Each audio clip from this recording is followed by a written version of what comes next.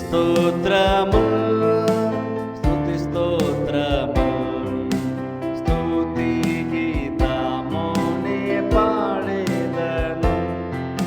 స్తుతి స్తోత్రము స్తుతి స్తోత్రము స్తుతి గీతముని పాడేదను.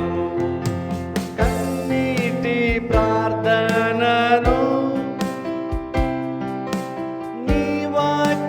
పరిచర్యను కన్నీటి ప్రార్థనను నీ వాక్య పరిచర్యను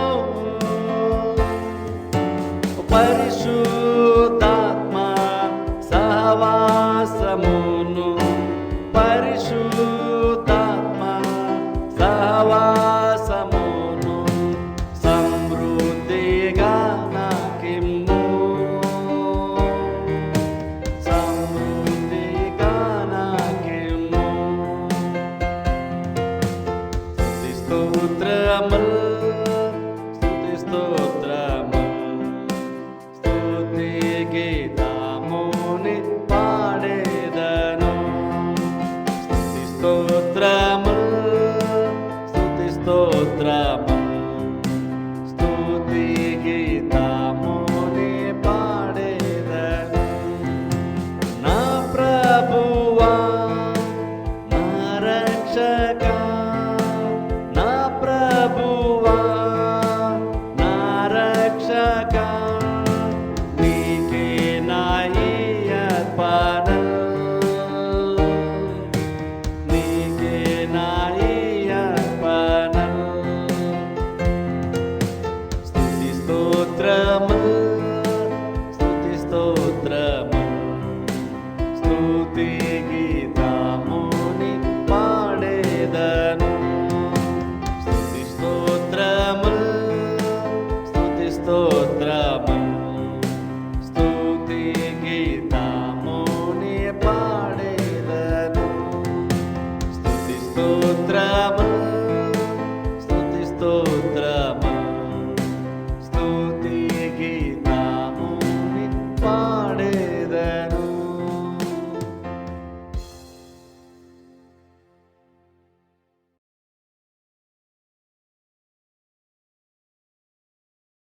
లూకాసు వార్తలో నుండి 6వ అధ్యాయము 45వ వచనం నేను చదువుతాను. లూకాసు వార్తలో నుండి 6వ అధ్యాయము 45వ వచనం నేను చదువుతాను. లూకాసు వార్త 6వ అధ్యాయము 45వ వచనము నేను చదువుతాను.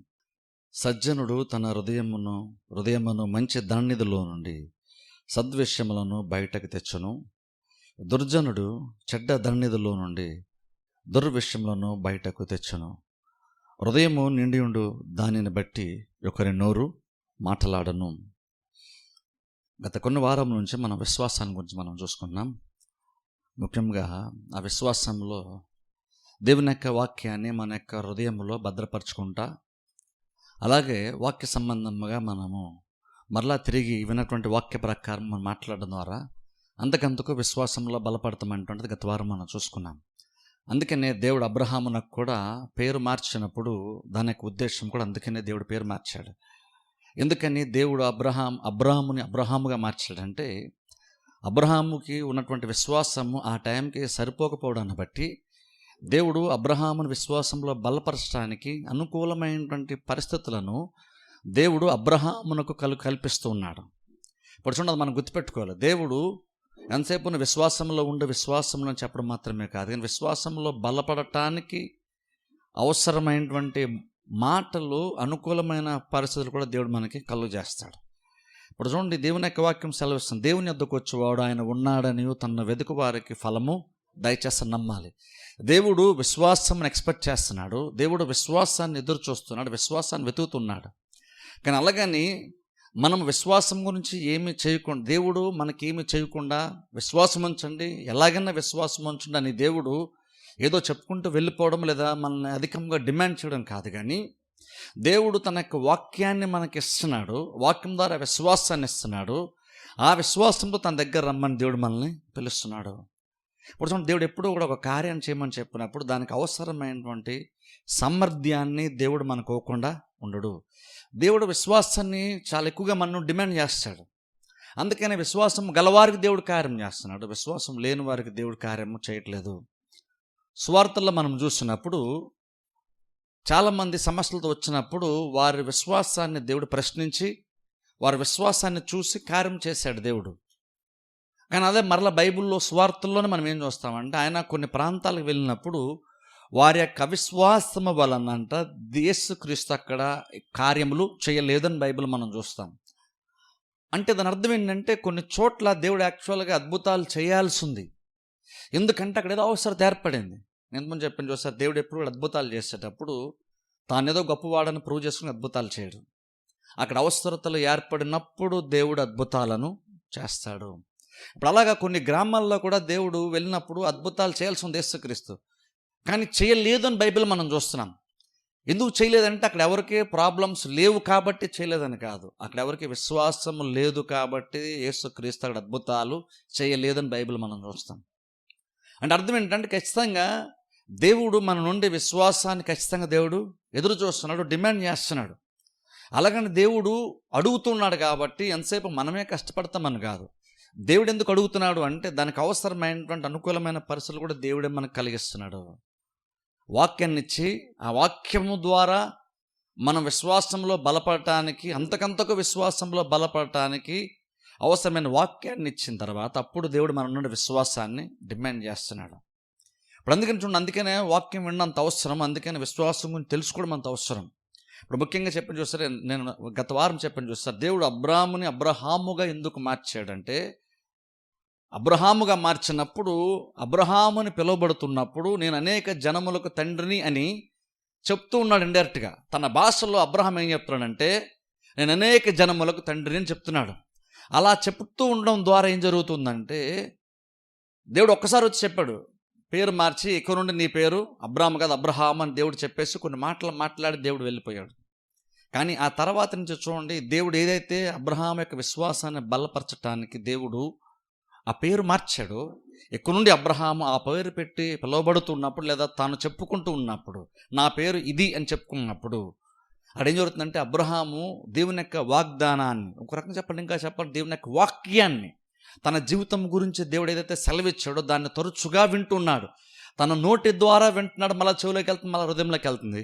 అలాగే అనేక మంది కూడా ఆయన ఎవరు చుట్టూ వారందరూ అబ్రహాము అబ్రహాం అని పిలుస్తున్నప్పుడల్లా అబ్రహాముకి దేవుని యొక్క వాగ్దానము, దేవుని యొక్క వాక్యము జ్ఞాపకం వస్తుంది. అలాగే ఒక రకంగా చెప్పండి, అబ్రహాము 24 గంటలు ఒక రకంగా చర్చిలో కూర్చొని వాక్యం వింటున్నట్లుగా ఆయన పరిస్థితికి దేవుడు కల్పించాడు. ఎందుకంటే అబ్రహాం దగ్గర చాలామంది పని వాళ్ళు ఉన్నారు. గత వారం చెప్పాను చూసారా, ఎవరో ఒకరు ఏదో పని నిమిత్తం అబ్రహాం దగ్గరికి వస్తుంటారు, వస్తున్నప్పుడల్లా అబ్రహాముని పిలుస్తున్నారు. అప్పుడు ఏం జరుగుతుందంటే, తెలియకుండానే అబ్రహాము తరచుగా దేవుని యొక్క వాగ్దానమును వింటూ ఉన్నాడు, జ్ఞాపకం చేసుకుంటూ ఉన్నాడు. అది అలా జ్ఞాపకం చేసుకున్నది ఏం జరుగుతుందంటే, మరలా హృదయంలోనికి అది వెళ్తుంది. ఎంత ఎక్కువగా వెళ్తుంది అంత ఎక్కువ విశ్వాసంలో బలపడుతున్నాడు. అందుకే చెప్పాను చూడండి, మనము ఆదివారము మాత్రమే వస్తాం, లేదా వారానికి 2-3 సార్లు మాత్రమే చర్చకు వస్తాం వాక్యం వినడానికి. కానీ మనం ఏం గుర్తుపెట్టుకోవాలంటే, మిగిలినటువంటి రోజులు మనం ఏం చేయాలంటే, ఇక్కడ ఏ వాక్యం అయితే విన్నామో ఆ వాక్యాన్ని మరలా మనం నెమరు వేసుకుంటూ ఉండాలి, లేదా జ్ఞాపకం చేసుకుండాలి. ఓలాగా చెప్పాలంటే వింటూ ఉండాలి. నీకు అవకాశం ఉంటే వినటువంటి ప్రసంగమైనా సరే మరలా వింటూ ఉండాలి. ఎందుకంటే అదే ప్రసంగం కావచ్చు, కానీ అది వెళుతూ ఉన్నప్పుడు, లోపలికి వెళ్తున్నప్పుడు నువ్వు విశ్వాసంలో అంతకంతకు బలపడతావు. అందుకనే చూడండి, బైబిల్ నోటి మాటకి అంత ఇంపార్టెన్స్ ఇస్తుంది, నోటి మాటకి అంత ఇంపార్టెన్స్ ఇస్తుంది. ఎందుకంటే ఇక్కడ చూడండి, బైబిల్ మనం ఇక్కడ చూస్తే, అక్కడ బైబిల్ ఏం చెప్తుందంటే, యాక్చువల్ ఇంకో చోట మనం చూస్తే, నీ హృదయంలో ఉండే జీవధారలు బయలుదేరుతాయి, మన యొక్క హృదయంలో ఉండే జీవధారలు బయలుదేరుతాయి. ఇప్పుడు చూడండి, మనం ఏమనుకుంటామంటే, దేవుడు చెప్పాడు కాబట్టి జరుగుతుందని అనుకుంటాం. దేవుడు చెప్పాడు కాబట్టి జరగాలనుకుంటే అందరి జీవితంలో జరగాలి. దేవుడు స్వస్థపరిచేవాడు కాబట్టి అనుకుంటే అందరి జీవితంలో స్వస్థత ఉండాలి. దేవుడుగా స్వస్థపరచాలని ఆశ ఉంది కాబట్టి అందరూ స్వస్థతను పొందుకోవాలి, అందరినీ యేసుక్రీస్తు స్వస్థపరచాలి. కానీ ఇందులో నేను చెప్పినట్ల కొన్ని గ్రామాలకు యేసుక్రీస్తు వెళ్ళినప్పుడు స్వస్థపరచలేదు. అంటే అర్థం ఏంటంటే, కేవలము దేవుడు అనుకున్నాడు కాబట్టి కార్యాలు జరిగిపోవు. దేవుడు చెప్పేశాడు కాబట్టి, దేవుడు వాగ్దానం చేసేసాడు కాబట్టి నీ జీవితంలో జరగదు. ఎందుకంటే దేవుడు చెప్పిన తర్వాత నువ్వు చేసేటువంటి కార్యం ఒకటి ఉంది. అదేంటంటే దేవుడు చెప్పినటువంటి దాన్ని మన హృదయంలో భద్రపరచుకోవడం అందుకే ఇంపార్టెంట్. ఇక్కడ హృదయం మందు నిండి ఉండు దానిని బట్టి నోరు మాట్లాడుతుంది. హృదయంలో మనం ఏం నింపుకుంటే దాని ప్రకారం నోరు మాట్లాడుతుంది. ఇప్పుడు చూడండి, మనకున్న పెద్ద క్వశ్చన్ ఏంటంటే నిజంగా మనకు విశ్వాసం ఉందా లేదో పరీక్షించుకోవాలి. అది ఎవరో బయట వ్యక్తి పరిశీలించడం కాదు, నీకెంత విశ్వాసం ఉందో నీకు తెలుస్తుంది. నువ్వు కనుక పరిశీలించుకోవడానికి నువ్వు ప్రయత్నం చేస్తే, ఎగ్జామిన్ చేసుకోవడానికి ట్రై చేస్తే నీకెంత విశ్వాసమో నీకే తెలిసిపోద్ది. ఎలా తెలుస్తుంది అంటే విశ్వాసం అదృశ్యమైంది కదా, మనకి ఎలా తెలుస్తుంది అంటే అదృశ్యమైన విశ్వాసం అయినా సరే కావచ్చు, నీళ్ళు ఎంతవరకు విశ్వాసం ఎదగటానికి అవసరమైన వాక్యం ఉందో తెలుసుకోవాలంటే నీ నోట్లో నుంచి ఎలాంటి మాటలు వస్తున్నాయో పరిశీలించుకుని తెలిసిపోద్ది. హృదయంలో నీకు ఎంత విశ్వాసం ఉందో నువ్వు కొలవలేకపోవచ్చు, కానీ నువ్వు నోరు తెరిచి మాట్లాడుతున్నప్పుడు ఎలాంటి రకమైన మాటలు మాట్లాడుతున్నావు చాలా చాలా ఇంపార్టెంట్. ఎందుకంటే దానిని బట్టి నీకు ఎంత విశ్వాసం తెలిసిపోద్ది, నీ హృదయంలో ఏముందో తెలిసిపోద్ది. ప్రతి నార్మల్గా మనం ఏంటంటే ఈ సెన్స్ బేస్ చేసుకుని ఎక్కువగా మనం అంటే ఇంద్రియాలని బేస్ చేసుకుని ఎక్కువగా మనము కనెక్ట్ అయ్యి వాటిని బట్టే ప్రవర్తిస్తాం, వాటిని బట్టే మాట్లాడే ప్రయత్నం చేస్తుంటాం. ఇప్పుడు ఏమనుకుంటామంటే మనల్ని మనం సమర్థించుకోవడానికి ఏమనుకుంటామంటే ఉన్నదే కదండి నేను మాట్లాడేది అంటాం.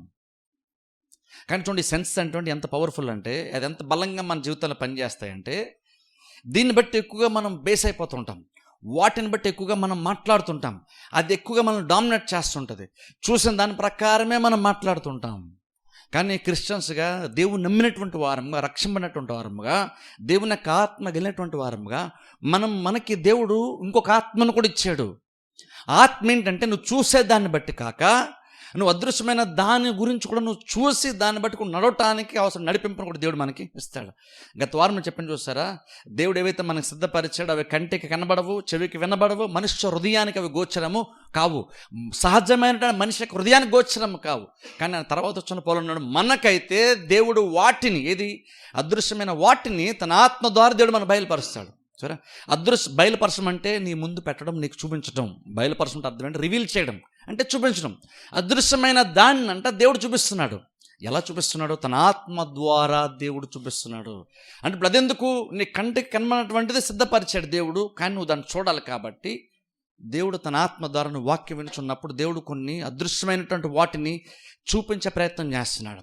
ఇప్పుడు ఎందుకని? అది నువ్వు చూసినప్పుడు నువ్వు దాని చేత డామినేట్ చేయబడాలి.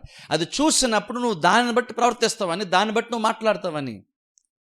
పాత నిబంధన మనం చూస్తే చూడండి, ఎలీషా ఉన్నాడు చూసారా, చుట్టూ శత్రు సైన్యము సమూహం అంతా కూడా చుట్టుముట్టినప్పుడు, ఎలీషా లోయలో ఉన్నప్పుడు చుట్టూ సైన్యం సమూహం అంతా కూడా చుట్టుముట్టినప్పుడు ఎలీషా అయితే భయపడలేదు, ధైర్యంగానే ఉన్నాడు. కానీ పనివాడు భయపడుతున్నప్పుడు ఎలీషా ప్రార్థన చేశాడు, వీని కన్నులు తెరవమని. అప్పుడు ఎలీషా ప్రార్థన చేస్తున్నప్పుడు దేవుడు ఆ దాసుని యొక్క కన్నులను కూడా తెరిచాడు.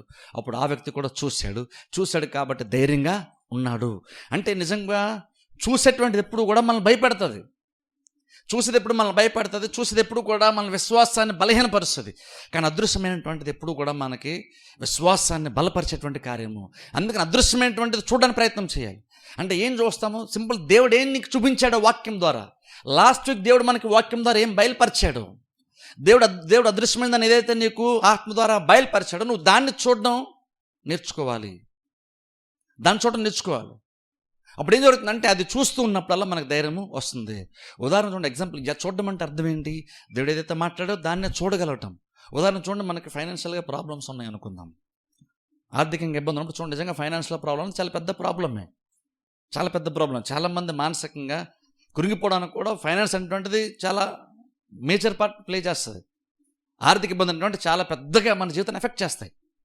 ఇప్పుడు చూడండి, నిజంగా చూడండి, అది మన ఫైనాన్షియల్ ప్రాబ్లం ఉన్నప్పుడు, లోటు ఉన్నప్పుడు, నీ దగ్గర డబ్బులు లేనప్పుడు, ఒక రకంగా ఖాళీ చేతులతో ఉన్నప్పుడు, ఒట్టి చేతులతో ఉన్నప్పుడు మనం దాని గురించి ఎక్కువ మాట్లాడుతుంటాం. ఎందుకంటే నీకు అది కళ్ళ ముందు క్లియర్గా అది కనబడుతుంది. కాబట్టి సహజంగా అయితే మనుషులందరూ కూడా నీకున్నటువంటి లేమి గురించి మాట్లాడతారు, నీకున్నటువంటి లోపము గురించి, లోటు గురించి మాట్లాడతారు. ఎందుకంటే అది అందరికీ కనబడుతుంది, అది అన్యుడికి కనబడుతుంది, క్రైస్తవుడికి కనబడుతుంది అది. కాబట్టి దాని గురించి మనం మాట్లాడుతుంటాం. కానీ అది కాకుండా ఫిలిప్పీయులకు రాసిన పత్రిక 4వ అధ్యాయంలో కూడా మనకి ఏమన్నాడంటే, దేవుడు తన మహిమేషను చొప్పున క్రీస్తు యేసునందు మహిమలో నీ ప్రతి అవసరతను దేవుడు తీరుస్తాడట. దేవుడు తన మహిమేషను చొప్పున, సరే, మహిమలో క్రీస్తులో మన ప్రతి అవసరం దేవుడు తీరుస్తాడని బైబిల్ చెప్తుంది. ఇప్పుడు చూడండి, దాన్ని చూడాలంటే అది అదృశ్యమైనటువంటిది. దాన్ని మనం చూడాలంటే నీకు ఆ వాక్యం గుర్తుకు రావాలి. నీ ముందు 2 ఆప్షన్స్ ఉంటాయి మన ముందు. నువ్వు ఈ కళతో చూసి అర్థం చేసుకున్నది ఉంటుంది, దేవుడు తన ఆత్మ ద్వారా బయలుపరిచేటువంటిది కూడా నీ ముందు ఉంటుంది. నువ్వు దాన్ని చూడగలిగితే. కాదు, అది చూడాలంటే దేవుడు దాని కెపాసిటీ మనకి ఇచ్చాడు, కాదు చూడాలన్న మనసు మనకి ఉండాలి. దాన్ని చూడలేము, మనకి దాన్ని చూడడం పెద్ద ఆత్మీయత కావాలని కాదు, దేవుడు బయలుపరుస్తున్నాడట. అదేదో నువ్వేదో నీ ఆత్మీయతతో నువ్వు కష్టపడిపోతున్నావు అని కాదు, దేవుడు తన ఆత్మ ద్వారా బయలుపరుస్తున్నాడు. ఇప్పుడు దేవుడు బయలుపరచాడంటే నార్మల్గా ఏంటంటే నీకు ఎంతో కొంత ఆత్మీయత ఉంటే, ఎంతో కొంత చూడగలిగేటువంటి ఆ ఇది ఉంటే, మనస్సు నీకుంటే, నీకు ఇష్టం ఉంటే, నువ్వు చూడాలనేటువంటి నిర్ణయం నువ్వు తీసుకుంటే, దేవుడు చూపించినప్పుడు నువ్వు ఈజీగా చూడగలుగుతావు. సింపుల్ చూడండి, అంత సైన్య సమూహం చుట్టుముట్టినప్పుడు, ప్రాణాపాయం ఉన్నప్పుడు జస్ట్ ఎలీషా ఒక్కసారి ప్రార్థన చేయగానే దాసుని కళ్ళు తెరబడినాయి. ఎలా తెరబడినాయి? జస్ట్ ఎలీషా గొప్పడు కాబట్టి ప్రార్థన చేసాడని కాదు, లేదా దాసుడు అంత గొప్పడు కాటని కాదు. దేవుడు ఏంటంటే చూడాలని మనసు ఉన్నటువంటి వారికి దేవుడు బయలుపరచడానికి దేవుడు చాలా సిద్ధంగా ఉన్నాడు. అందులో ఒక చిన్న ప్రార్థన ఎలీషా చేయగానే దాసుని కన్నులు తెరవబడినాయి. అలా దాసుని కన్నులు తెరవబడ్డంలో అక్కడ నిజంగా చెప్పాలంటే ఎలీషాకు గొప్పతనమే కానీ దాసునికి గొప్పతనమే లేదు. అక్కడ దాసునికి ఆత్మీయత కూడా అక్కడ ఏమీ లేదు. కాకపోతే ఎలీషా ఆ టైంలో ఏం చేస్తాడంటే, అదృశ్యమైన కూడా ఉన్నాయి, అవి కూడా నువ్వు చూడగలిగితే బెటర్గా ఉంటుంది అని ఈ కన్నుల నుండి మనోనేత్రములను వెలిగింపచేసే ప్రయత్నం చేసి ఉంది అని దాన్ని బయలుపరిచే ప్రయత్నం చేశాడు. దాని కొరకు ఆత్మ సహాయాన్ని అడిగాడు ఎలీషా, ప్రార్థన చేశాడు, దేవుడు బయలుపరిచాడు. అంటే అర్థం ఏంటంటే చూడాలన్న మనసు ఉంటే ఖచ్చితంగా దేవుడు మనకి చూపిస్తాడు. అందుకని చూడప్పుడు అలా మనం చూసినప్పుడు అదృశ్యమైనటువంటి ఎప్పుడు కూడా నిత్యములు కాబట్టి దాన్ని చూసినప్పుడు నీకు ధైర్యము వస్తుంది. అందుకనే దాన్ని చూడాలి. అందుకని తరచుగా మన ముందు ఎలా పెట్టుకుంటాం దాన్ని, అందుకంటాం చూడండి. అందుకని నోటి మాట అంత ఇంపార్టెంట్. మనం ప్రతి ఆదివారం ప్రసంగం వింటున్నప్పుడు యాక్చువల్గా ఏం చేయాలంటే ఆ తర్వాత ఆ వాక్యాలు మనం జ్ఞాపకం చేసుకుంటూ ఉండాలి.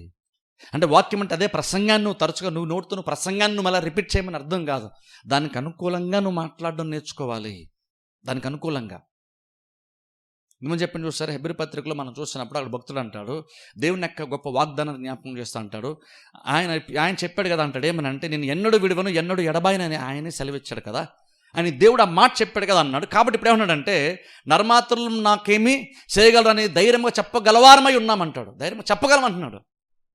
ఇప్పుడు చెప్పగలమన్నది దేవుడు చెప్పినటువంటి వాగ్దానాన్ని బేస్ చేసుకొని ఈయనకు వచ్చినటువంటి ఒక రెస్పాన్స్ ఇది. దేవుడు చెప్పాడు, దాన్ని ఈయన చెప్పట్లేదు. ఇప్పుడు చూడండి, వాక్యంకు అనుకూలంగా మాట్లాడాలంటే దేవుడు చెప్పిందే నువ్వు రిపీట్ చేయమని కాదు, ఏదో జపంలాగా రిపీట్ చేయమని కాదు. దేవుడు ఒకటి చెప్పాడు, నువ్వు దాన్ని బేస్ చేసుకొని ఆ లైన్లోనే నీకు ఎలా అనిపిస్తే నువ్వు అలాగ మాట్లాడచ్చు. కానీ దేవుడు ఏదైతే బయలుపరచడైతే చెప్పాడు దాని ప్రక్క ఆ లైన్లోనే ఆ సారాంశంలో నోటి మాటలు ఉండాలి. అందుకనే దేవుడు అన్నాడు నేను విడువను ఎడబాయనని దేవుడు చెప్పాడు. ఇప్పుడైనా అంటున్నాడు కాబట్టి నేను దేనికి భయపడను, ఎవరు నన్ను ఏం చేస్తారులే అంటున్నాడు. దేవుడు అది చెప్పండి అర్థం ఏంటంటే దేవుడు నాకు తోడుగా ఉన్నాడు కాబట్టి ఇప్పుడు నేను దేనికి భయపడాల్సిన పని లేదు, పరిస్థితులకి భయపడాల్సిన పని లేదు, మనుషులకి భయపడాల్సిన పని లేదు. కాబట్టి నేను ధైర్యంగా చెప్పగలుగుతాను, నేను ఎవరికి భయపడాల్సిన పని లేదని నేను ధైర్యంగా చెప్తాను అంటున్నాడు. నేను చెప్తాను అంటున్నాడు. దేవుడు ఒకటి చెప్పాడు, దాన్ని బట్టి నేను ఇది చెప్తున్నాను. ఇప్పుడు ఏమవుతున్నాడు చెప్పుకున్నాడు లేని మరలా ఏమవుతుందంటే ఒక రకంగా దేవుని యొక్క వాగ్దానాన్ని మరలా చెప్తున్నాడు, మరలా జ్ఞాపకం చేస్తున్నాడు, ఒక రకంగా ప్రసంగాన్ని వింటున్నట్టు మరలా ఆయన. అప్పుడేమవుతుంది, హృదయంలోకి వెళ్తుంది. అలా వెళ్తూ ఉన్నప్పుడు హృదయంలో ఆటోమేటిక్గా విశ్వాసంలో మనం బలపడతాం. అందుకని చూడండి, మనది అర్థం చేసుకోవడం చాలా చాలా ఇంపార్టెంట్. చర్చలోకి వచ్చినప్పుడు అందరం చాలా ఆత్మీయంగా మాట్లాడేస్తాం. చర్చలోకి వచ్చి కూర్చొని పాటలు పాడేటప్పుడు లేదా సాక్ష్యం చెప్పేటప్పుడు ఎవ్వరము కూడా నెగిటివ్గా మాట్లాడడం, ఎవ్వరు మాట్లాడడం. దేవుడు చేయడు అని ప్రపంచంలో ఒక్కరు కూడా చర్చలో కూర్చొని ఎవరు చెప్పరు. అలా చర్చలో కూర్చొని ఎవరు కూడా నాకు దేవుడు చేస్తలేదని డౌట్ వస్తుంది అని చర్చలు ప్రపంచవ్యాప్తంగా చర్చలో ఒక విశ్వాసం నిలబడి చెప్పడం దేవునికి కూడా తెలియదు. దేవుడు కూడా ఇప్పుడు అలాంటి వాళ్ళు చూడలేదు. ఏది చర్చలో కూర్చొని నోరు తెరిచి దేవుడు చేస్తాడు చూడు నాకు డౌట్ వస్తుంది అని నిలబడి సాక్ష్యముగా చెప్పేటువంటి వారు, లేదంటే అలా మాట్లాడేటువంటి వారు చర్చలో ఒక్కరు కూడా ఎంతవరకు లేరు. చర్చలో అలా మాట్లాడిన వారు లేరు. దేవుడు కూడా అలాంటి వాళ్ళని చూడలేదు. కానీ బయటికి వెళ్ళిన తర్వాత చాలా సందర్భంలో విశ్వాసం గురించి వాక్యం విన్న తర్వాత కూడా ఇంకా అవిశ్వాసంగా మనం బయటికి వెళ్ళాక చాలా చాలా మాట్లాడతాం. చర్చలో మాట్లాడడం ఎవరం కూడా. చర్చలో మొత్తానికి ఏదో రకంగా మొత్తానికి మేనేజ్ చేసేస్తాం. ఎలాగంటే మంచిగా మాట్లాడి మేనేజ్ చేసేస్తాం, పాజిటివ్గా మాట్లాడేస్తాం, విశ్వాస సంబంధం మాట్లాడేస్తాం, దేవుడు చేస్తాను నమ్మకం నాకు ఉందని నేను సాక్ష్యం చెప్తాను. కానీ నిజంగా అది ఇంటికి వెళ్ళిన తర్వాత ఎప్పుడు మనం మాట్లాడే మాటల్లోనే ఎవరిని వచ్చే క్వశ్చన్ చేస్తున్నప్పుడు, లేదంటే లేట్ అయిపోతున్నప్పుడు ఇంకనూ అలాగనే చర్చలో మాట్లాడినట్టుగా మాట్లాడగలుగుతామా అంటే చాలా సందర్భాలు కష్టమైపోతుంది మనకి. ఎందుకంటే బయటికి వెళ్ళక ఏం చేస్తున్నాం, మనం అంతసేపు మనం చూసిన దాన్ని బట్టి మనం ప్రవర్తిస్తున్నాం, కానీ విన్న దాన్ని బట్టి కాదు, అదృశ్యమైన దాన్ని బట్టి కాదు. అందుకని ఏంటంటే విశ్వాసంలో బలహీనమైపోతుంటాం. అందుకని నోటి మాట అందుకే అంత ఇంపార్టెంట్. ఎందుకని నువ్వు చర్చలో ఉన్నప్పుడు నువ్వు ఆటోమేటిక్గా నీకు దేవుడు కార్యం జరిగిస్తానంటే ఒక నమ్మకం నిజంగా నీకు ఏర్పడుతుంది. నిజంగా అది పైపైన వేషమని చెప్పట్లేదు. చర్చలో ఉన్నప్పుడు నీకు ఖచ్చితంగా నీకు నమ్మకం ఏంటంటే దేవుడు చేస్తాడని. ప్రసంగం వినేటప్పుడు ప్రతి వారికి నమ్మకం ఏర్పడుతుంది. కానీ ప్రాబ్లం ఏంటంటే బయటకు వెళ్ళిన తర్వాత ఏంటి, బయటకు వెళ్ళిన ఇంకో అంతే నమ్మకంగా మనం మాట్లాడగలుగుతున్నామా? అది నీ నోటిని పరిశీలించుకుంటే నీకు ఎంత విశ్వాసం ఉందో అని తెలిసిపోద్ది. దానికి ఎవరో ప్రవక్తతో చెప్పాల్సిన పని నీకు ఎంత విశ్వాసం ఉందో అని. జస్ట్ ఈరోజు వాక్యం వినిన తర్వాత మీరు నెక్స్ట్ సండే వచ్చేలోపు మీరు మాట్లాడే మాటలు ఒకసారి పరిశీలించుకొని తెలిసిపోద్ది. వాక్యం నాకు అనుకూలంగా మాట్లాడుతున్నాం లేదో తెలిసిపోద్ది మనకి. దాన్ని బట్టి నీ హృదయంలో ఎంత విశ్వాసం ఉందో తెలిసిపోద్ది. ఎందుకంటే హృదయంలో నిండి ఉండి దాన్ని బట్టి నోరు మాట్లాడుతుంది. అండ్ ప్రాబ్లం ఏంటంటే మనకి ఈ లోకం ఎంతగా ఈ నెగిటివిటీతో నిండిపోయింది అంటే, ఎంత అవిశ్వాస సంబంధంతో నిండిపోయింది అంటే, పాప వచ్చేదా స్పెసిఫిక్గా చూసుకుంటే ఎంత నెగిటివ్గా ప్రపంచం ఉందంటే, ఎంత ఈ నెగిటివ్గా మాట్లాడడానికి ఎక్కువ మనుషులు ఇష్టపడుతున్నారు, ఆకర్షణ పడుతున్నారంటే, ఇప్పుడు చూడండి, అది మనం యాక్చువల్గా అలా మాట్లాడుతూ ఉంటే 10 మంది కూడా నిజంగా మనం సమర్థిస్తారు. మనం అలా మాట్లాడుతున్నప్పుడు ఈ లోకంలో మనం బ్రతలేమండి, చాలా కష్టం అండి అన్నప్పుడు నిజమే అంటాం. మనం నెగిటివ్గా మాట్లాడుతున్నప్పుడు అందరూ యాక్సెప్ట్ చేస్తుందని అందరూ అంగీకరిస్తాం. ఉన్నదే కదా చెప్పాడు అంటాం. కానీ ప్రాబ్లం మధ్యలో కూడా చింతపడకుండా ఒక మనిషి ధైర్యంగా ఉంటే తేడాలా కనిపిస్తారు. ఏంటో మరి అర్థం కాదు. ప్రాబ్లమ్స్ మధ్యలో కూడా చింతపడకుండా, దిగులు పడకుండా, దుఃఖపడకుండా దేవుని యొక్క వాక్యాన్ని బట్టి వచ్చి ధైర్యం చెప్తున్నాను నేను. ఊరినే బాధ్యత లేకుండా కొంతమంది ఉంటారు, వాళ్ళకి నిశ్చింతగా ఉంటారు. వాళ్ళు నేను చెప్పేది బాధ్యత లేకుండా, ఇంట్లో ఎన్ని ప్రాబ్లమ్స్ ఉన్నా సరే బాధ్యత లేకుండా ఉండేటువంటి వాళ్ళ గురించి చెప్పట్లేదు. చర్చకొచ్చి వాక్యం వింటున్నా దాన్ని బట్టి వచ్చేటువంటి నిశ్చయిత గురించి చెప్తున్నాను, ధైర్యం గురించి మాట్లాడుతున్నాను నేను. ఇప్పుడు చూడండి, వాక్యం విన్న తర్వాత ప్రాబ్లమ్స్ మధ్యలో ఉంటూ కూడా ఇంకను నెగిటివ్గా మాట్లాడకుండా ఉంటే మనం తేడా అనుకుంటారు. చాలా సందర్భాల్లో ఇన్ని ప్రాబ్లమ్స్ ఉండి కూడా కొంచెం కూడా బాధ లేదంటారు. మనం బాధపడాలా క్రిస్టియన్స్గా? మనం యేసుక్రీస్తు అన్నారు కదా, దేని గురించి చింతపడద్దన్నారు కదా. కానీ ఈవెన్ క్రిస్టియన్స్ కూడా చాలామంది ఎక్స్పెక్ట్ చేస్తారంటే నువ్వు బాధపడాలని ఎక్స్పెక్ట్ చేస్తారు. ఎందుకని? నువ్వు బాధపడకపోతే నీకు అసలు బాధ్యత లేదనుకుంటారు. ఎందుకంటే మనందరూ కూడా అంత నెగిటివిటీతో నిండిపోయాం మనం. ఇప్పుడు అందుకేంటంటే కొంచెం కూడా బాధపడకపోతే, కొంచెం కూడా నెగిటివ్గా మాట్లాడకపోతే, కొంచెం కూడా బాధను వ్యక్తపరచకపోతే, కొంచెం కూడా ఏంటంటే ప్రాబ్లమ్స్ దిగులు పడుతూ కూర్చోకపోతే చాలా సందర్భంలో నిన్ను ఎవరు యాక్సెప్ట్ చేయరు. ఎందుకంటే వాళ్ళు ఏమనుకుంటారంటే నీకు బాధ్యత లేదనుకుంటారు. ఎందుకంటే ప్రపంచం అంత నెగిటివిటీతో నిండిపోయింది. నేను జస్ట్ బయట ప్రపంచం చెప్పలేదు, క్రిస్టియానిటీలో కూడా అలా ఉందంటున్నాను. క్రిస్టియానిటీ చూడండి, కొన్నిసార్లు మనం విశ్వాసాన్ని బట్టి ఉన్నప్పుడు కుటుంబ సభ్యులు కూడా కొన్నిసార్లు మనం డిస్కరేజ్ చేస్తారు. ఎందుకని? వాళ్ళు కూడా అర్థం కాదు యాక్చువల్గా. అది మనం విశ్వాసంగా ఉంటున్నామా లేదంటే బాధ్యత లేకుండా ఉంటున్నామా కూడా వాళ్ళు కూడా కొన్ని సందర్భాల్లో తెలియదు. అంటే లోకం ఏం ఎక్స్పెక్ట్ చేస్తాను, నువ్వు చింతపడిని ఎక్స్పెక్ట్ చేస్తావు. లోకం కూడా నీ ప్రాబ్లమ్స్ ఉన్న ఎక్స్పెక్ట్ చేస్తుంది. ప్రాబ్లమ్స్ అందరి దగ్గరికి పరిగెట్టాలని లోకం ఎక్స్పెక్ట్ చేస్తుంది. ఈవెన్ గవర్నమెంట్ కూడా ఎక్స్పెక్ట్ చేస్తుంది. నీకు ప్రాబ్లం రావాలి, ఆ ప్రాబ్లం బట్టి నువ్వు వాళ్ళ దగ్గర రావాలి, నువ్వు బ్రతిమలాడుకుని అప్పుడు వాళ్ళు సాల్వ్ చేయాలి అలా అనుకుంటారు. ప్రతి వాళ్ళు అది ఎక్స్పెక్ట్ చేస్తారు. ఎందుకంటే ప్రపంచం అలా నిండిపోయింది. ప్రపంచం అంతా అలాగే ఉంది. అందుకని చూడండి, ఒక మనిషి కనుక విశ్వాసంతో, నేను చెప్పేది మళ్ళీ గుర్తు చేస్తున్నాను, బాధ్యత లేకుండా ఉండేటువంటి వాళ్ళ సంగతి చెప్పలేదు. చర్చకొచ్చి వాక్యం వినడం వల్ల వచ్చే విశ్వాసం గురించి చెప్తున్నాను. ఆ విశ్వాసం వల్ల వచ్చేటువంటి ధైర్యం గురించి చెప్తున్నాను. ఆ విశ్వాసం వల్ల వచ్చే నిరీక్షణ గురించి నేను మాట్లాడుతున్నాను. అలా ఉన్నప్పుడు ప్రాబ్లమ్స్ మధ్యలో కూడా చింత లేకుండా చింతగా వాళ్ళు ఉన్నప్పుడు అక్కడ కొన్ని చాలా సందర్భాల్లో చూసేటువంటి వారికి, అంటే నిజంగా వివేచన జ్ఞానంతో కాకుండా పైపైనే ఒక మనిషిని చూస్తున్నప్పుడు బాధ్యత లేదేమనుకుంటారా? చింతే లేదు, బాధ లేదనుకుంటారు. కానీ చూడండి, నేను చెప్పేది విశ్వాసం గురించి మాట్లాడుతున్నాను. అది చూస్తున్నప్పుడు మనం ధైర్యంగా ఉండగలుగుతాం. అందుకని చూడండి, అందుకే ప్రపంచం అంత నెగిటివిటీగా ఉందని అందుకే చెప్తున్నాను నేను. ఎందుకంటే ప్రతి వాళ్ళు అది ఎక్స్పెక్ట్ చేస్తారు. మన ప్రాబ్లమ్స్ ఉన్నప్పుడు కన్నీళ్ళు కార్చాలని, ప్రాబ్లమ్స్ ఉన్నప్పుడు మనం ఏడవాలని, చింతపడుతూ కూర్చోాలని, భోంచేయడం మానేయాలని, 10 మందికి అందరికీ ప్రాబ్లం చెప్పుకోవాలని లోకం ఎక్స్పెక్ట్ చేస్తుంది. కానీ దేవుడు ఎక్స్పెక్ట్ చేస్తాడు తెలుసా? నీకు అన్ని ప్రాబ్లమ్స్ ఉన్నా సరే నువ్వు ధైర్యంగా ఉండు.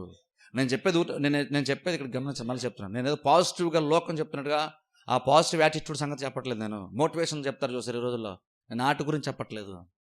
నేను దేవుని బట్టి వచ్చేటువంటి ధైర్యం గురించి చెప్తున్నాను. దేవుని యొక్క వాక్యాన్ని బట్టి వచ్చేదని చెప్తున్నాను. దేవుని యొక్క వాక్యం హృదయంలో నిండిపోయిన దాన్ని బట్టి అసలు ప్రాబ్లమే నీ నోటి నుంచి నెగిటివ్గా మాట్లాడకుండా నువ్వు పాజిటివ్గా మాట చూసారా? ప్రాబ్లం ఉంది, ప్రాబ్లం గురించి ఒక వ్యక్తి ప్రాబ్లమ్స్ పెద్దగా డిస్కస్ చేస్తూ కూడా ఉండొచ్చు. లేదంటే ఆ ప్రాబ్లం ఉండి కూడా లేనట్టుగా అసలు దాని గురించి మాట్లాడడం మానేస్తూ కూడా ఉండొచ్చు. ఇప్పుడు అలా ప్రాబ్లం గురించి డిస్కస్ చేయకుండా ఉండడం, ప్రాబ్లం గురించి మాడకుండా అంటే విశ్వాస సంబంధమైనటువంటిది. అది నేను చెప్పేది. ఇప్పుడు చూడండి, కానీ మాట్లాడడం చాలామంది ఇష్టపడతారు. ప్రాబ్లమ్స్ మాట్లాడడం ఇష్టపడుతుంది. ఎందుకంటే ఈ సెన్సస్ బేస్ కదా, ప్రాబ్లం అనేది మనకు అర్థమవుతుంది. ఇప్పుడు ప్రాబ్లం నుంచి మాడుతుంటే మనకు మంచి ఫీలింగ్ కలుగుతుంది.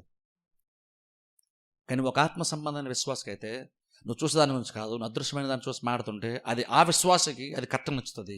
ఇప్పటికీ చెప్పాలంటే మనిషికి నచ్చుతుంది అని చెప్పట్లేదు, దేవునికి ఇంకా బాగా నచ్చుతుంది. ఎందుకో తెలుసా, చూడండి బైబిల్ మనం చూసినప్పుడు, హెబ్రీ పత్రికలు మనం చూసినప్పుడు దేవుని కంటే ఇజ్రాయేల్ ప్రజల మీద కోపం వచ్చిందని బైబిల్ మనం చూస్తాం. ఆయన వారి మీద 40 సంవత్సరాలు కోపపడ్డాడని బైబిల్ మనం చూస్తాం. 40 సంవత్సరాలు దేవుడు వారి మీద కోపపడ్డాడంట. ఇంగ్లీష్ బైబిల్ ఇంకా రొక్కని చెప్పండి, ఇంగ్లీష్ బైబిల్ వస్తుంది వారి మీద దేవునికి ఇష్టం లేదని వస్తుంది, అంటే వారి పద్ధతి నచ్చలేదని వస్తుంది. దేవుడు సంతోషం కలగలేదంట వారిని బట్టి. ఎందుకు పౌలు అక్కడ చెప్తాడు, ఎందుకంటే దేవుడు వాగ్దానం చేశాడు, కానాను దేశంలో తీసుకెళ్ళాలని దేవుడు అనుకున్నాడు, ప్రామిస్ చేశాడు, దేవుడు వాగ్దానం చేశాడు. కానీ వీళ్ళు ప్రతిసారి ఏంటంటే వీళ్ళు మాట్లాడుతున్న ప్రతిసారి నెగిటివ్గానే మాట్లాడొచ్చారు వీళ్ళు. అందుకని దేవునికంటే వారి మీద కోపం వచ్చిందంట. ఎందుకని? మోషే మీద సనుక్కున్నారనో లేదంటే తన మీద సనుక్కున్నారని మాత్రమే కోపం కాదు, నేను ఒకటి చెప్పాను చేస్తానని ఇంతవరకు నేను నడిపించాను, కానీ ఇంక నువ్వు వాళ్ళు నమ్మలేదు, అందుకే దేవుని వారి మీద కోపం వచ్చింది. అదే దాని ఎగ్జాక్ట్ ఆపోజిట్ ఆలోచించండి. విశ్వాసము లేకుండా దేవునికి ఇష్టడుంట సాధ్యం. అంటే దేవుడు మనల్ని ఇష్టపడినట్టుగా చేసే కార్యం ఏంటంటే విశ్వాసం. నీలో విశ్వాసం ఉన్నప్పుడట దేవుడు నిన్ను చూసి సంతోషిస్తాడు. వారి పట్ల ఇజ్రాయెల్ ప్రజలను ఎందుకు దేవుడు కోపడ్డాడు, ఎందుకు విసుగు చెందాడంటే వారిలో విశ్వాసం లేదు. ఎలా తెలుస్తుందండి వారిలో విశ్వాసం ఎలా తెలుస్తుంది? మీరు బైబిల్ అవుతారని క్లియర్గా వాళ్ళు నోటికి చాలా పని పెట్టేవాళ్ళు. వాళ్ళు సింపుల్ చిన్నది ఏదైనా అనుకూలంగా వాళ్ళకి రాకపోతే వెంటనే నెగిటివ్గా మాట్లాడేసే వాళ్ళు. నెక్స్ట్ బైబిల్ లాస్ట్ ఎగ్జాంపుల్ కూడా చూపిస్తాను నేను. అలా మాట్లాడాలి కాబట్టి దేవుని కంటే వారి మీద కోపం వచ్చిందంట. జస్ట్ సునుక్కున్నందుకు కాదు, వారికి విశ్వాసం లేదు. విశ్వాసం ఉంటే దేవుడు వారిని బట్టి సంతోషించేవాడు. కానీ వారిలో విశ్వాసం లేదు కాబట్టి వారిని చూసి సంతోషించడానికి వారిలో ఏమీ దేవునికి కనబడలేదు, అందుకే సంతోషించలేకపోయాడు. అందుకని ఆయన రెస్పాన్స్ అంటే కోపం వచ్చింది.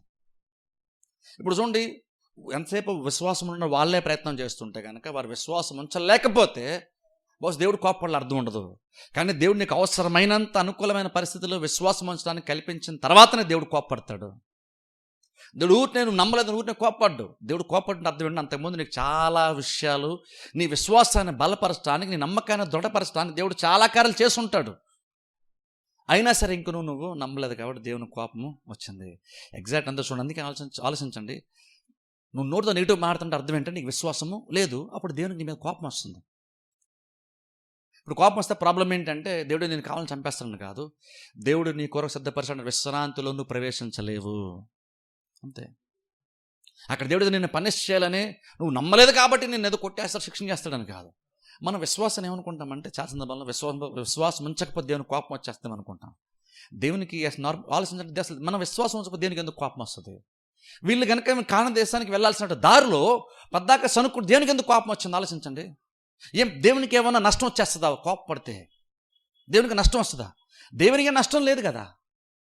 మన దేవుడు ఎందుకు కోపడ్డాడంటే, నేను మీ కొరకు ఇంతలాగా నేను అక్కడ ఆల్రెడీ ఉన్నటువంటి వాళ్ళు నేను తరిమేసి బయట పంపించేసి నేను మీ కొరకు ఇంత సమృద్ధితో ఉన్నటువంటి ఈ యొక్క దేశాన్ని నేను మీ కొరకు రెడీ చేసి ఉంచాను, అందులో వెళ్ళడానికి నేను ప్రతిదీ అనుకూలపరుస్తున్నాను, పగలు మేఘస్తంభం కొంటున్నాను, రాత్రి అగ్నిస్తంభం కొంటున్నాను, ఇంత చేస్తున్నాను, నేను మీకోసం ఇంత చేస్తే మీరు రావడం విషయంలో మీరు ఆలోచన చేస్తున్నారు, అందుకు కోపం వచ్చింది. వేరే కారణం, నేను మీ కొరకు ఇంత రెడీ చేశాను, దాన్ని స్వతంత్రించుకోవడానికి మీరు నమ్మలేకపోతున్నారేంటి? మీ లైఫ్ని బెటర్గా మారుద్దాం అనుకుంటున్నాను కానీ మీరు నమ్మలేకపోతున్నారు, అందుకు దేవుని కోపం వచ్చింది. ఎందుకంటే నీ స్థితి ఇంకా అలాగే ఉండిపోద్ది, కానీ దేవునికి అది ఇష్టం లేదు. నీ స్థితిని పైకి తేవాలనుకున్నాడు కాబట్టి దేవుని కోపం వచ్చింది నీ మీద. నిష్కారణంగా దేవుడు కోపడ్డాడని కాదు. ఎందుకంటే నువ్వు బాగుంటే దేవుడు సంతోషిస్తాడు, నీకు అన్ని సమృద్ధిగా ఉండి నువ్వు ఆశీర్వదింపడితే దేవుడు సంతోషిస్తాడు. నీకు అది లేనప్పుడు దేవుడు బాధపడతాడు. అందుకని వారి మీద దేవుని కోపం వచ్చింది. ఎగ్జాక్ట్ అంతా చూడండి, పేతురు కూడా నీళ్ళ మీద నడుస్తున్నప్పుడు అందుకని కోపం వచ్చింది యేసుక్రీస్తుకి. ప్రభు నువ్వైతే సెలవిమ్ము, నేను నీళ్ళ మీద నడుస్తాను అన్నాడు. అక్కడ పేతురు నువ్వు చెప్పు నేను నడుస్తా అన్నాడు. దేవుడు చెప్పి యేసుక్రీస్తు రమ్మని పిలిచాడు. పేతురు నడవడం స్టార్ట్ చేశాడు. కానీ తర్వాత గాలిని సముద్రాన్ని చూసినప్పుడు భయపడ్డాడు. ఇప్పుడు భయపడ్డాడు, మునిగిపోసాగని బైబిల్ మనం చూస్తున్నాం. అప్పుడు దేవుడు పేతురు యొక్క విశ్వాసాన్ని ఖండించాడు. ఎందుకు అవిశ్వాసం ఎందుకు ఉంచావన్నాడు. సరే అంటే అర్థం ఏంటంటే ఆ తర్వాత రక్షించడు కూడా పేతురుని. నువ్వు విశ్వాసం ఉంచావు, నువ్వు మునిగిపోయి చచ్చిపో, పరలోకం వచ్చేస్తావులే, పర్లేదు అనలేదు. నా విశ్వాసం ఉన్నా సరే నేను రక్షిస్తాను, ఇంకొక ఛాన్స్ నేను నీకు ఇస్తాను అని పేతురికి ఇచ్చాడు. అలాగే ఇజ్రాయెల్ ప్రజలు కూడా ఎన్నో అవకాశాలు వారికి కూడా ఇచ్చాడు. కానీ వాళ్ళు ఎంతసేపు వాళ్ళు నెగిటివ్గానే మాట్లాడారు. వారిలో విశ్వాసం ఉందో అవిశ్వాసం ఉందో మనకి ఎలా తెలుస్తుందంటే వారి నోటి మాటను బట్టి తెలుస్తుంది. ఎగ్జాక్ట్ అలాగే నీకెంత విశ్వాసం ఉందో కూడా నువ్వు తెలుసుకోవాలనుకుంటే నీ నోటి మాటను పరిశీలించుకో. నీకు విశ్వాసం ఉందో లేదో నేను చెప్పడం కాదు, నీకు విశ్వాసమే లేదు అని నేను చెప్పడం కాదు. నువ్వు ఆలోచించుకో. నేను చెప్పిన పెద్దగా నాకు వచ్చే లాభంగా నష్టంగా నాకేమీ లేదు. నీకు విశ్వాసం అనడం వల్ల నాకు వచ్చే నష్టమే లేదు, నీకు విశ్వాసమే లేదు అనడం వల్ల కూడా నాకు వచ్చే లాభం ఏమీ లేదు. కానీ ఎందుకంటే నీ నోటును పరిశీలించుకున్నప్పుడు నీకు ఎంత విశ్వాసం అని తెలుస్తుంది. అప్పుడు నీ విశ్వాసం తక్కువ ఉందని కనిపించినప్పుడు విశ్వాసం యొక్క వాల్యూని తెలిస్తే అప్పుడు విశ్వాసంలో బలపడడానికి ఏమేమి చేయాలి అన్నీ కూడా నువ్వు చేస్తావు. అందుకనే ఒకసారి చూడండి, నోటిని పరిశీలించుకోవాలి మనం. వాక్యం నేను ఏదో చెడ్డ మాటలు బూతులు మాట్లాడమని చెప్పట్లేదు, జస్ట్ వాక్యం అనుకూలంగా మాట్లాడుతున్నాం లేదా. ఇప్పుడు చూడండి, బైబిల్ ఉంది, యెహోవా నా కాపరి నాకులేమీ కలవదు. దేవుడు చెప్పేశాడు, భక్తులు దాన్ని చెప్తున్నాడు. కానీ మనం బయటకు వెళ్ళిన తర్వాత ఏమో అండి ఈ రోజులు ఎలా బతుకుతామో, ఎక్కడి వస్తుందో, మనకి ఎక్కడి వస్తాయి, మనం ఎలా బతుకుతాం, మనకి ఎవరు సహాయం చేస్తారు, ఈ రకమైన మాటలు అంటే అర్థం వాక్యానికి విరుద్ధంగా నువ్వు మాట్లాడావు. నువ్వు వాక్యానికి విరుద్ధంగా మాట్లాడే మాటలు దేవునికి కోపాన్ని తెప్పిస్తుంది. ఎందుకంటే నీకు ఆల్రెడీ సెలవు ఇచ్చాడు, నువ్వు దాన్ని బేస్ చేసుకొని నువ్వు ఆ వాక్యాన్ని మీద పెట్టుకొని నువ్వు మరలా దాన్ని నెమరు వేసుకుంటూ విశ్వాసంలో బలపడాల్సి ఉండగా నువ్వు అదృశ్యమైన చూడడం మానేసి ఎంతసేపు నీకు కనబడిందే చూస్తున్నావు, నువ్వు దాని గురించే మాట్లాడుతున్నావు. చివరికి ఏం జరుగుతుంది అంటే నువ్వు అవిశ్వాసంలోనికి ఎండప్ అవుతావు, చివరికి అవిశ్వాసంలోనికి వెళ్తావు. అవిశ్వాసం వలన చివరికి నువ్వు పొందుకోవాల్సినటువంటిది కూడా నువ్వు పొందుకోలేవు. అందుకని చూడండి, అందుకని దేవుడు చెప్పేశాడు కాబట్టి అయిపోదు. నీ హృదయంలో ఉండి జీవధారలు బయలుదేరుతాయని చెప్పాక దేవుని దగ్గర నుండి బయలుదేరుతాను చెప్పలేదు. ఎందుకంటే దేవుడు ఆల్రెడీ ఇచ్చేసాడు కాబట్టి దేవుని దగ్గర లేదు, నీ హృదయం దగ్గర ఉంది. నీ హృదయాన్ని పరిశీలించుకో. నీ హృదయంలో ఎంత విశ్వాసం ఉందో, నీ హృదయంలో ఎంత శాతం వరకు వాక్యం ఉందో నువ్వు పరిశీలించుకో. ఎందుకంటే నీ హృదయం నిండిన దాన్ని బట్టి నోరు మాట్లాడుతుంది.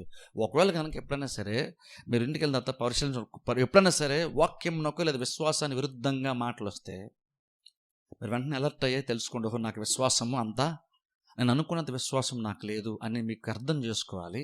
అలా అర్థం చేసుకున్న తర్వాత వెంటనే ఏం చేయాలంటే గిల్టీ ఫీల్ అవసరం అవసరం లేదు. సింపుల్, దాన్ని ఈజీగా జయించవచ్చు. ఎలా తెలుసా? మరలా వాక్యం ఎక్కువగా వినడమే. అది పెద్ద నీకు విశ్వాసం లేదు ఇంకా అక్కడితో మొత్తం అయిపోయింది అని కాదు. నువ్వు బతుకున్నావు కాబట్టి నువ్వు ఇంకా బతికే ఉన్నావు కాబట్టి నీకు ఇంకా నిరీక్షణ ఉంది. నువ్వు బతికే ఉన్నావు కాబట్టి నీకు ఇంకా విశ్వాసంలో బలపడే అవకాశం నీకు ఉంది. కాబట్టి ఇంటికి వెళ్ళిన తర్వాత ఎప్పుడో మధ్యలో సడన్గా మనము వాక్యానికి విరుద్ధంగా మాట్లాడేసాం కాబట్టి ఇంక అయిపోయింది మన పని, ఇంక మనం ఫెయిల్ అయిపోయామని కాదు.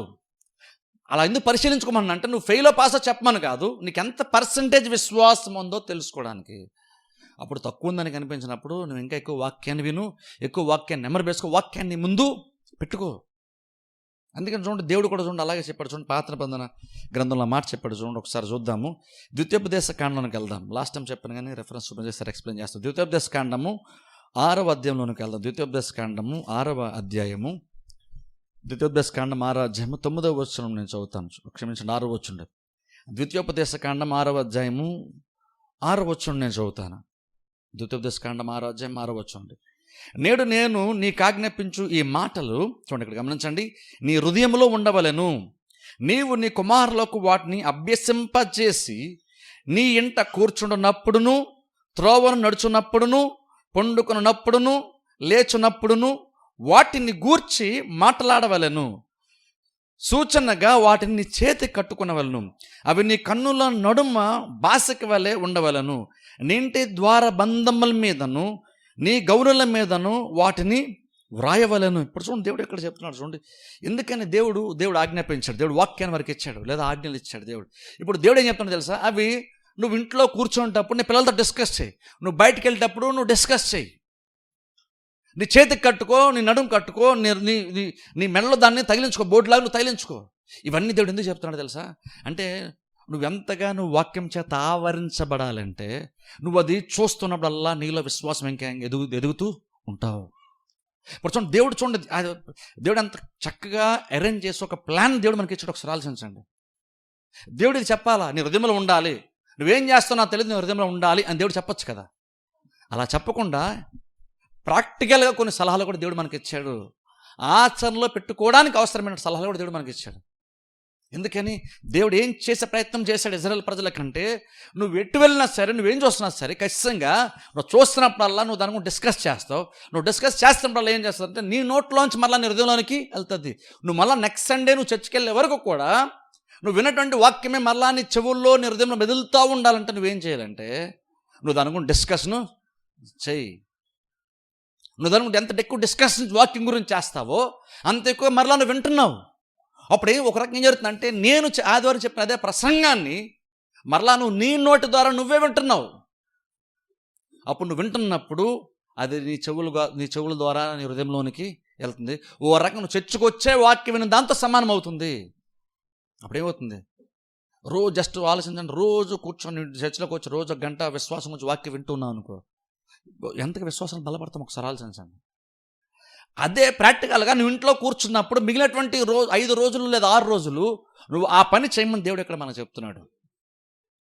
ప్రాక్టికల్ దేవుడు చెప్తున్నాడు. అందుకే చెప్పని చూసారు, మన ఇంట్లో వాక్యాలు ఉంటాయి చూసారు, తగిలేస్తాం. ఎందుకంటే అదేదో డెకరేషన్ కోసం కాదు. అది బహుశా ఎందుకో చాలామంది అనుకుంటారు అన్నిళ్ళకి వేరే వేరే ఫోటోలే ఉంటాయి, మనకి ఇవి ఉంటాయి అనుకుంటారు. వాళ్ళకి అవి ఉంటాయి కదా, మనకి ఇవి ఉంటాయని కాదు. ఆ కాన్సెప్ట్ ఎక్కడ అయితే ఇక్కడ నుండి వచ్చింది.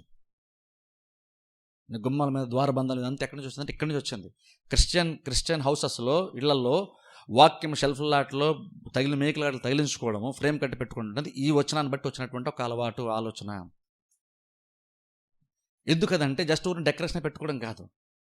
కనీసం ఇంట్లో కూర్చున్నప్పుడు అప్పుడప్పుడు ఆ వాక్యం చూసినప్పుడు దాని గురించి ఒక 5 నిమిషాలు ఆలోచించడం చేయాలి. నేను చెప్పాను నిజంగా కనుక నేను ఇంతకుముందు కూడా చెప్పాను చూస్తాను, బైబిల్ చదివినప్పుడు ఒక వచనమే చదువు, అది ఒక 30 సెకండ్లు అయిపోద్ది. దాని గురించి ఒక 5 నిమిషాలు 10 నిమిషాలు నువ్వు ఆలోచించు, గ్యారంటీగా విశ్వాసాలు బలపడతాం.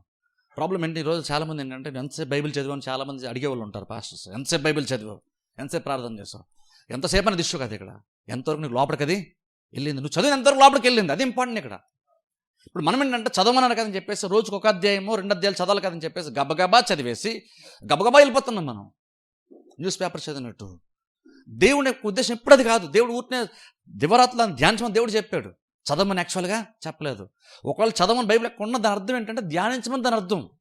అంటే కొంచెం ఆలోచించు. నువ్వు ఆలోచించినప్పుడు, నువ్వు దాని గురించి ఆలోచిస్తున్నప్పుడు నీ మనసులో హృదయంలోనికి అది వెళ్తుంది. అల్టిమేట్గా ఏం జరుగుతుంది, నువ్వు అలా ధ్యానించినప్పుడు ఏదో నువ్వు క్రిస్టియన్ కాబట్టి అమ్మయ్య నా డ్యూటీ నేను చేస్తానని కాదు, అలా నువ్వు చేసినప్పుడు నీ హృదయంలోనికి వెళ్తుంది, నువ్వు విశ్వాసంలో బలపడతావు. అందుకు దేవుడు ధ్యానించమని చెప్పాడు. దేవుడు ఇక్కడ ఇజ్రాయెల్ ప్రజలకు కూడా ఆజ్ఞించాడు, నువ్వు డిస్కస్ చేయి. ఎందుకని నీ పిల్లలకి చెప్తున్నాను కాదు, చాలా సందర్భాల్లో మనకే విశ్వాసం ఉండదు, మన పిల్లలకి మనమేమి చెప్తాం. ఇక్కడ ఏదో నీకేదో పెద్ద విశ్వాసం ఉంది కాబట్టి నువ్వు పిల్లలు చెప్పాను కాదు, చాలా సందర్భాలు నువ్వు అనుకున్నంత విశ్వాసం యాక్చువల్గా నీకు లేదు.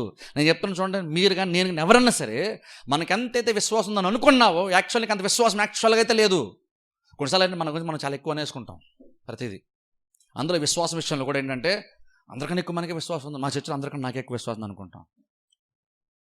కానీ నిజమైనటువంటి వాళ్ళు, నిజంగా విశ్వాసాన్ని గురించి పరిశీలించుకునే వాళ్ళు, నిజంగా విశ్వాసంగా ఉండడానికి ప్రయత్నం చేస్తే వాళ్ళకి ఏం తెలుస్తుందంటే అనుకున్నంత స్థాయిలో నేను విశ్వాసం ఉంచలేకపోతున్నానని అర్థమవుతుంది. పర్లేదు నాకు విశ్వాసం ఉందా, విశ్వాసం క్వశ్చన్ చేసినప్పుడు నేను ఇంకా చాలా బెటర్ అండి, వాళ్ళకంటే నేను చాలా బెటర్ అండి అన్నట్టు అర్థం అండి, అంత విశ్వాసము లేదని అర్థం.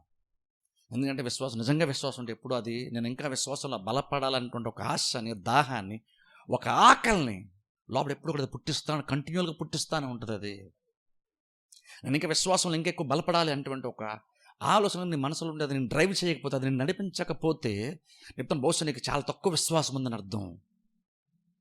ఎందుకంటే విశ్వాసం అంటేది అది ఎలాంటిదంటే అది ఎంత గొప్పదంటే ఓ రకంగా టేస్ట్ మనకు తెలిస్తే ఇంకెక్కువ విశ్వాసం ఉంచాలన్నటువంటి ఒక ఆలోచన మనకు వస్తుంది. ఎందుకంటే ఎంత విశ్వాసం ఉంటుందో అంత ధైర్యం వస్తుంది మనకి. సిచ్యువేషన్ చూస్తూ కూడా ధైర్యంగా మనం ఉండగలుగుతాం, ప్రాబ్లమ్స్ అంత ధైర్యంగా ఉండగలుగుతాం. అన్నీ బాగున్నప్పుడు ధైర్యం కాదు, ప్రాబ్లమ్స్లో కూడా మనం ధైర్యంగా ఉండగలుగుతాం. వాళ్ళని సింపుల్ చెప్పాలంటే ఒక సూపర్ హీరో లాగా ఇంగ్లీష్ సినిమాలో ఉంటుంది, spider man, super man, He-Man ఉంటుంది చూసారా.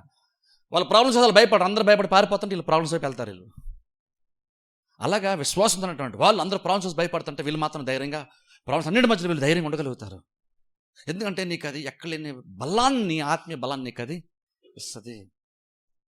ఎందుకంటే నువ్వు చూసిన దాన్ని భయపడలేదు, అదృశ్యమైనది నువ్వు నిదానించి చూస్తున్న అదృశ్యమైనటువంటి నిత్యములు కాబట్టి నువ్వు చూసేదాన్ని అందరూ చూసి దాన్ని బట్టి పారిపోతున్నారు, నువ్వు మాత్రం అదృశ్యమైన చూస్తున్నావు కాబట్టి నువ్వు ఇంకా నిలిచి ఉంటున్నావు. అందుకని బైబిల్ భక్తులు విశ్వాసాన్ని బట్టి వాళ్ళని ధైర్యంగా ప్రాబ్లమ్స్ ఫేస్ చేశారు. వాళ్ళు ఏదో స్పెషల్ పీపుల్ కాదు, వాళ్ళు ప్రత్యేకమైన జనము, ప్రత్యేకమైన వాళ్ళు కాబట్టి వాళ్ళు నిలబడ్డారండి అని కాదు. వారు కూడా ఇదంతా ట్రైన్ అయి ఉంటారు. వాళ్ళు కూడా బహుశా అలా విశ్వాసంలో బలపడుతూ ఉంటారు.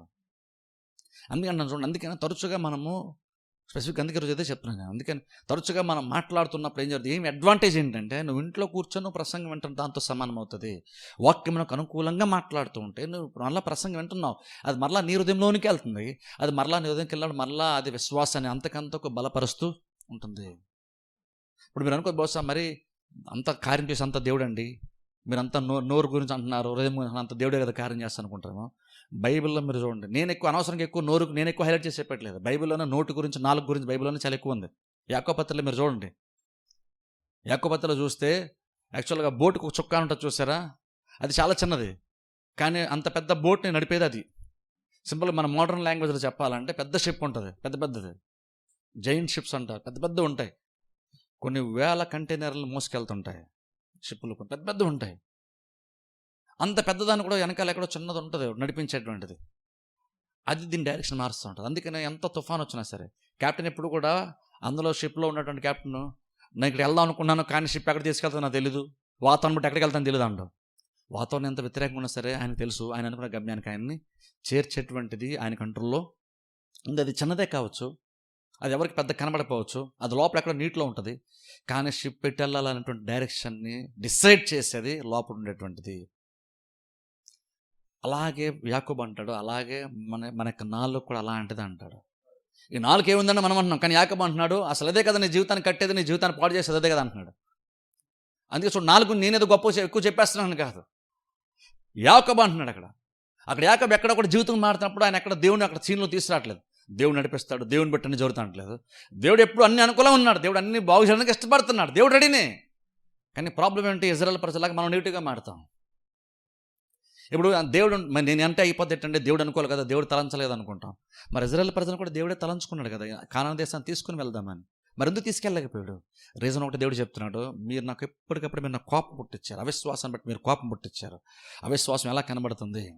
నోటిని బట్టి కనబడ. దేవుడు తెలిసిపోద్ది, నీ హృదయం ఎంత విశ్వాసం దేవుడు తెలిసిపోద్ది. కానీ తోటి వ్యక్తులు ఎలా తెలుస్తుంది నీకు ఎంత విశ్వాసం ఉందంటే, నీ నోటి మాటను బట్టి ఇతరులకి నీకు ఎంత విశ్వాసం ఉందో తెలిసిపోద్ది. దేవుడికి అయితే తెలిసిపోద్ది, నువ్వు నోరు తెరవకుండా కూడా నీకు ఎంత విశ్వాసం ఉందో దేవుని తెలిసిపోద్ది. కానీ మనుషులకు తెలుస్తుంది లేదా నీకు తెలియాలంటే నీ నోటి నువ్వు చూసుకో, నీ నోటి మాటను బట్టి నీకు ఎంత విశ్వాసం ఉందో నీకే తెలుస్తుంది. అన్ని దేవుడు ఇక్కడ చెప్తున్నాడు, అది నువ్వు బాస్కి వెళ్ళి కట్టుకో, నీ చేతికి కట్టుకో, నడుము కట్టుకో, ఎక్కడికి వెళ్ళినా సరే దాని గురించి డిస్కస్ చేస్తూనే ఉన్నాను. దేవుడు చెప్పండి. ఇంకొక వాక్య భాగం చూద్దాం చూడండి ఒకసారి. మనం రోమిల్ రాసిన పత్రిక ఒకసారి వెళ్దాం చూడండి. రోమిల్ రాసిన పత్రిక 4వ అధ్యాయం. లాస్ట్ చెప్పిందని కొంచెం ఇక్కడ రోమపత్రికను బట్టి ఎక్స్ప్లెయిన్ చేస్తాను. రోమపత్రిక 4వ అధ్యాయం, రోమపత్రిక 4వ అధ్యాయము. ఇక్కడ అబ్రహాము గురించి ఇక్కడ మనం చూస్తాం. రోమపత్రిక 4వ అధ్యాయం 17వ వచనం చదువుతాను చూడండి. రోమపత్రిక 4వ అధ్యాయం 17వ వచనం నేను చదువుతాను. రోమపత్రిక 4:17. తాను విశ్వసించిన దేవుని ఎదుట, అనగా మృతులను సజీవులుగా చేయువాడును, ఇక్కడ గమనించండి, లేని వాటిని ఉన్నట్టుగానే పిలుచువాడనైన దేవుని ఎదుట అతడు, అంటే అబ్రహాము, మనకందరికీ తండ్రి ఉన్నాడు, ఇందును గూర్చి నిన్ను అనేక జనములకు తండ్రిగా నియమించితని అని వ్రాయబడి ఉన్నది. నీ సంతానం ఇలా ఉండునని చెప్పిన దానిని బట్టి తాను అనేక జనములకు తండ్రి ఉన్నట్లు నిరీక్షణకు ఆధారం లేనప్పటికీ అతడు నిరీక్షణ కలిగి నమ్మెను. మరియు అతడు విశ్వాసమందు బలహీనుడు కాక రమారమే 100 ఏండ్ల వయస్సు గలవాడి ఉండి అప్పటికే తన శరీరము మృతతుల్యమైనట్టు శారా గర్భము మృతుల్యమైనట్టును ఆలోచించను. కానీ ఆ విశ్వాసం వలన దేవుని యొక్క వాగ్దానం గురించి సందేహింపక దేవుణ్ణి మహిమపరచి ఆయన వాగ్దానము చేసిన దాన్ని నెరవేర్చకు సమర్థుడు రూఢిగా విశ్వసించి విశ్వాసం వలన బలం పొందాను. గమనించండి, అక్కడ ఒకసారి పైకి వెళ్ళి చూడండి, ఎక్స్ప్లెయిన్ చేస్తాను చూడండి. అక్కడ 17వ వచనంలో చూస్తే, లేని వాటిని ఉన్నట్టుగా పిలిచేవాడైన దేవుని ఎదుట. ఇప్పుడు చూడండి ఆ మాట, అబ్రహాము సుమారుగా 100 ఏండ్ల గలవాడై, అంటే ఎప్పుడు గురించి అక్కడ పైన చదివితే లేని వాటిని ఉన్నట్లుగా పిలిచేవాడైన దేవుడు. లేని వాటిని ఉన్నట్టుగా పిలిచేవాడు, లేని దాన్ని ఉన్నదంటగా మనం ఉంటే పిలుస్తాం. కానీ దేవుడు ఎలా అంటాడంటే, లేనప్పటికీ కూడా ఉన్నట్టుగానే, ఉన్నప్పుడు మనం చూసి అలాగైతే పిలుస్తామో అలాగే లేనప్పుడు కూడా దేవుడు అలాగే పిలుస్తాడట.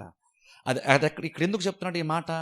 దేవుడు చూడండి, అబ్రాహాముని అబ్రహాముగా మార్చినప్పుడు లేని దాన్ని ఉన్నట్లుగా దేవుడు పిలిచాడు. దేవుడు అబ్రాహాముని అబ్రహాముగా మార్చినప్పుడు ఒక రకంగా ఏం చేశాడు, లేని దాన్ని పిలుస్తున్నాడు. ఏమని? అబ్రహాముకి సంతానము లేదు, కానీ దేవుడు అబ్రహాం నేను పిలుస్తున్నాడు. అనేక జన్మలకు తండ్రి అని పేరు పెట్టి ఫస్ట్ ఆఫ్ ఆల్ పిలిచిందే దేవుడు. అబ్రహాముకి ఆ పేరు పెట్టి ఫస్ట్ లేని దాన్ని ఉన్నట్టుగా పిలిచింది ఎవరు అంటే దేవుడు పిలిచాడు.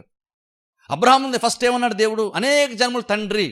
దేవుడు చెప్పిన తర్వాత అబ్రహాము చెప్పుకున్నాడు. అబ్రహాము చెప్పుకున్న తర్వాత అందరూ అబ్రహామును అలా పిలిచారు. కానీ స్టార్ట్ చేసింది ఎవరు అంటే దేవుడు. దేవుడు ఎప్పుడైనా సరే వచ్చినప్పుడు స్థితిగతులు మారుతున్నాడు, దేవుడు అలాగే చేస్తాడు.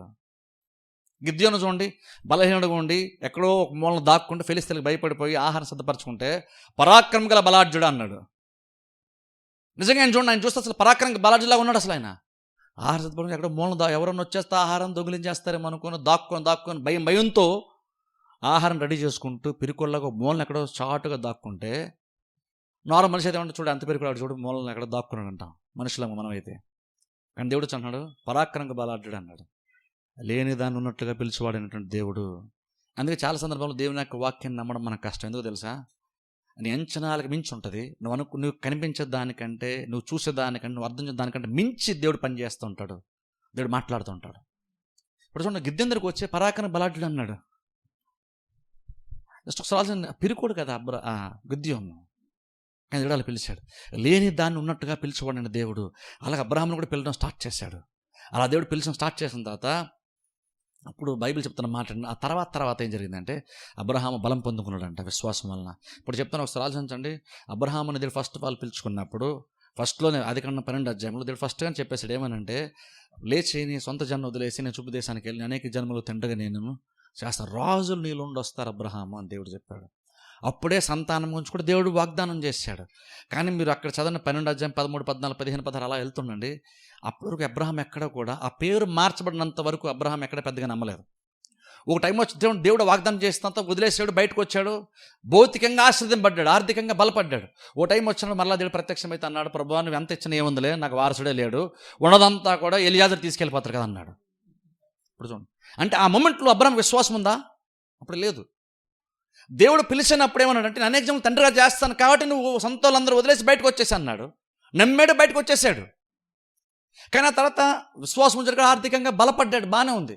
కానీ ఓ టైం వచ్చిన మళ్ళీ దేవుడు వచ్చి అబ్రహాం అని దేవుడు మాట్లాడుతున్నప్పుడు అంటున్నాడు, ప్రభువా నువ్వు ఎంత ఇచ్చినా నాకు యూజ్ ఏంటి, ఎంత ఆస్తి ఇచ్చావు యూజ్ ఏంటి? ఇది ఎప్పుడు దేవుడు పిలుచుకున్న తర్వాత కొంతకాలం తర్వాత అప్పుడు అంటున్నాడు, ప్రభువా నువ్వు ఎంత ఇచ్చినా నాకు యూజ్ ఏముంది? అప్పటికి అబ్రహాం భౌతికంగా ఆర్థికంగా బాగా బలపడ్డాడు. అందుకని ఎలియాజర్ అనే పనుడు కూడా ఉన్నాడు, మేనేజర్ లాగా.